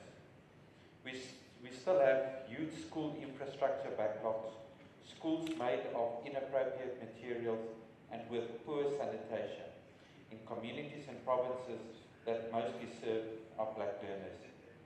The 2021 National Education Infrastructure Management System shows that currently 2,130 schools in the country still use the banned and dangerous plague pit latrines as their only form of sanitation. In our schools, 1.1 million learners from Quainville 123 schools suffers daily indignity of dilapidated classrooms, lack of technology, and the humiliation when nature calls. On 17 September 2021, the High Court, Limpopo Divisions delivered a judgment for the second time in the case of Kumape faces the Minister of Basic Education and gave an order requiring that the Department of Education and the Provincial Department of Education develop a comprehensive plan to eradicate pit toilets at all schools in Limpopo and install safe and dignified sanitation facilities. This judgment was a vindication for the rights of our learners in our province, whose constitutional rights are violated because of the presence of unsafe and undignified pit toilets at their schools. The case has its roots in the devastating death of Michael Kumape, who fell through a dilapidated pit toilet at his primary school and drowned. His family, represented by Section 27, sought justice against government because of their failure to eliminate pit toilets at schools, and was not only awarded the damages, but the Department of Education and the Department of Limpopo Department of Education were ordered to develop a detailed plan to eliminate all pit toilets within Limpopo schools. The department's plan was found wanting and unconstitutional by the court and was sent back to the drawing board to develop a new plan. The High Court noted that while the DBE and LGOE may have financial constraints, the situation of sanitation in our schools is a national emergency that must be treated accordingly. The court held up that there is a duty to put in place adequate financial provision to address the sanitation needs of our schools in Limpopo. Honourable members, it is our duty to ensure that this court order is upheld and that the dignity and safety of our learners in Limpopo is guaranteed. If not, we fail in our own constitutional obligation and the oath that we took. As of January 2023, data from the Limpopo Department of Education reveals that 66,940 learners, let me repeat again, 66,940 learners from 210 schools in Limpopo rely exclusively on pit latrines. The cut-off date to eradicate these pit toilets is 31 March 2023. The DA in Limpopo therefore welcomes the launch of the Michael Kumape Sanitation Progress Monitor online tool by Section 27 and the Centre of Child Law. The online tool will track progress by the Limpopo Department of Education in eliminating unsafe and inappropriate sanitation in this province and its public schools. A tool like this that will hold the department and the provincial government accountable. For years, the department has promised to deal with these issues of inadequate sanitation and has failed dismally. In the budget speech of the MEC during July 2019, the MEC committed that, and I quote, "In this financial year, the department will eradicate pit latrines in all 507 schools and replace them with proper sanitation facilities," unquote. There will be no talk of pit latrines in the next financial years. Honourable members, in State versus Makwanyana, the Constitutional Court described the rights of the life and dignity as the most important human rights. Let this House bow our collective heads in remembrance of Michael Kumape and Lister Mungongwa, aged 6 and 7 respectively, whose lives were taken in this province by the very hands who were meant to guarantee it. Let this August House guarantee that it will never happen again. I thank you, Honourable Speaker. Thank you, Honourable Smani. The last speaker on the debate, Honourable Mokhonyana, the Chief Whip of the Majority Party.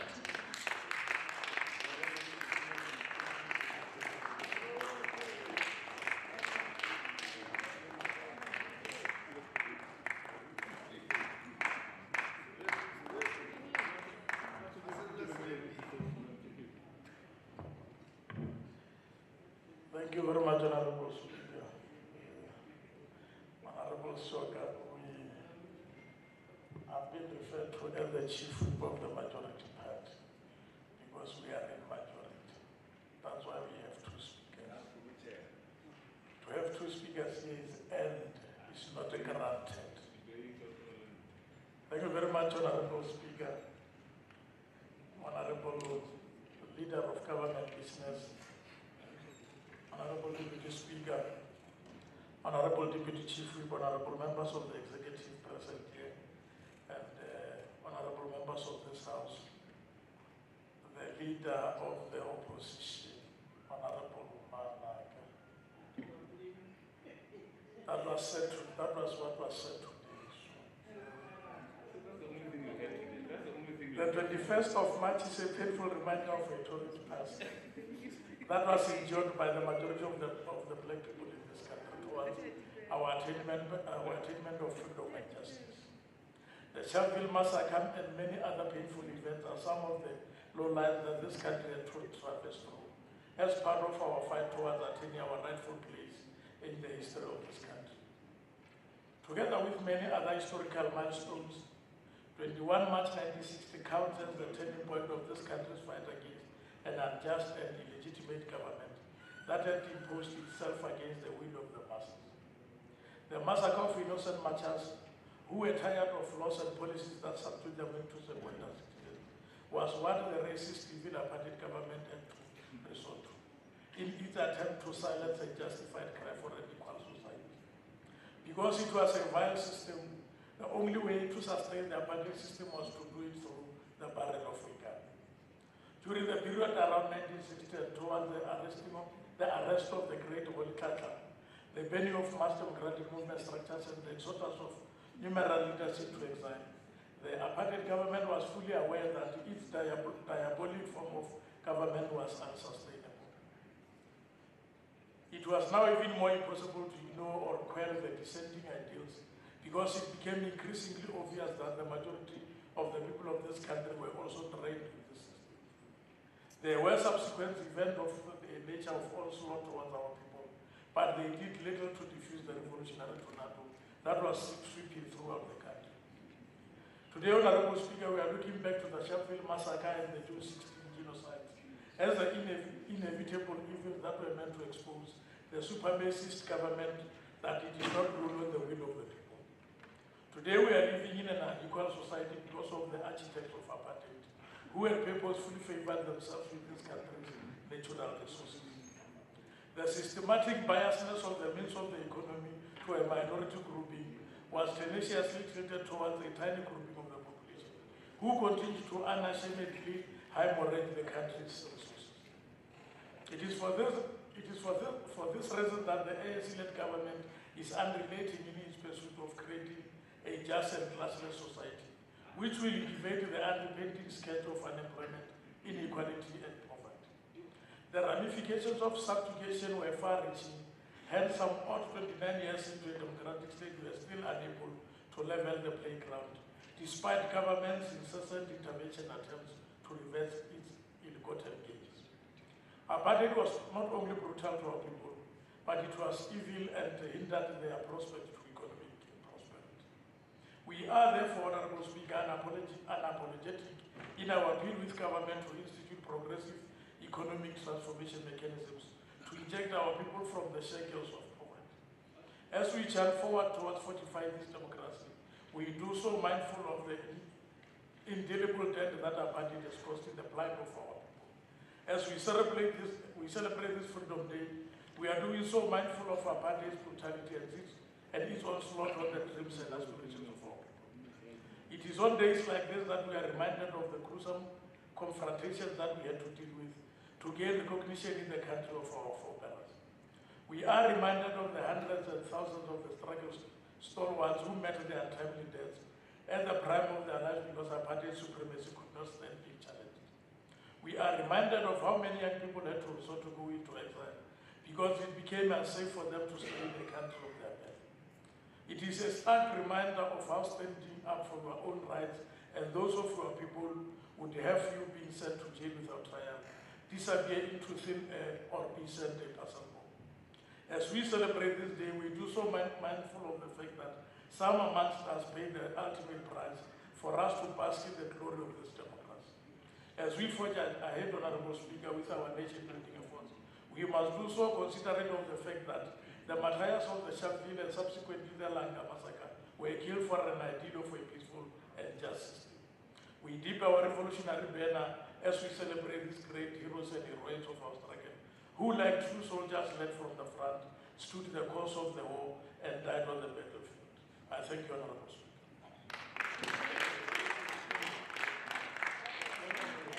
Thank you, Honorable Chief.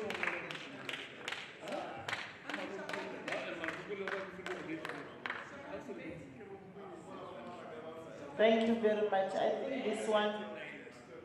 Thanks, honorable members.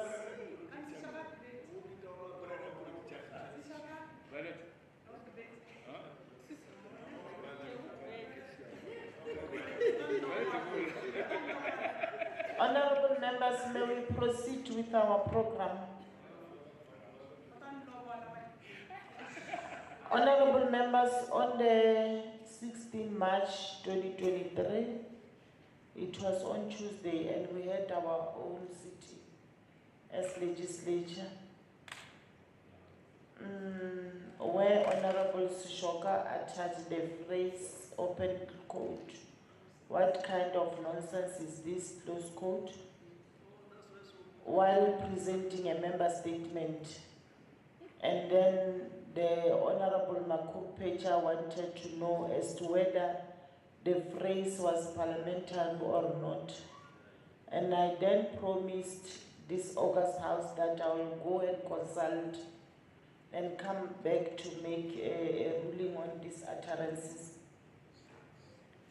So the response I got is that the word nonsense have the potential to spark controversy in the House.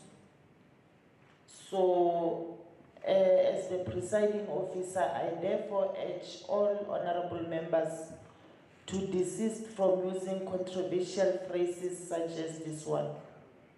And if honorable members insist on using such phrases, the Speaker will have no choice but to apply the rules of the House and applicable convention. Thanks very much. Item 9, are there any announcements? Honorable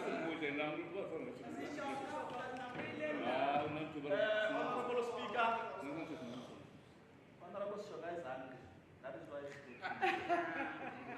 honorable members, as usual, there is food there, which you are hungry, and you will eat, so that you can swallow that thing.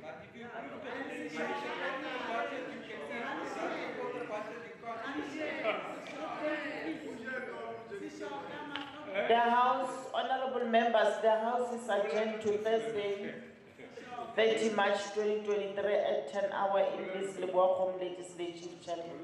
Thanks very much.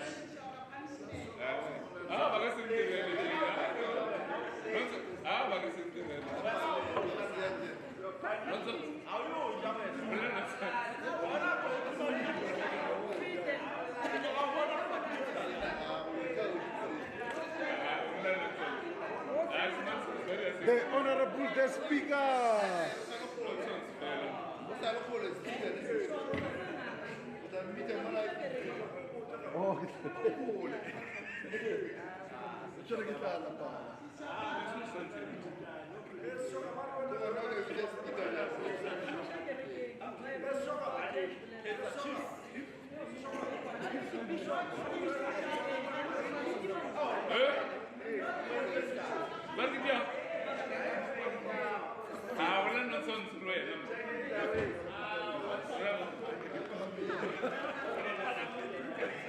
Ah,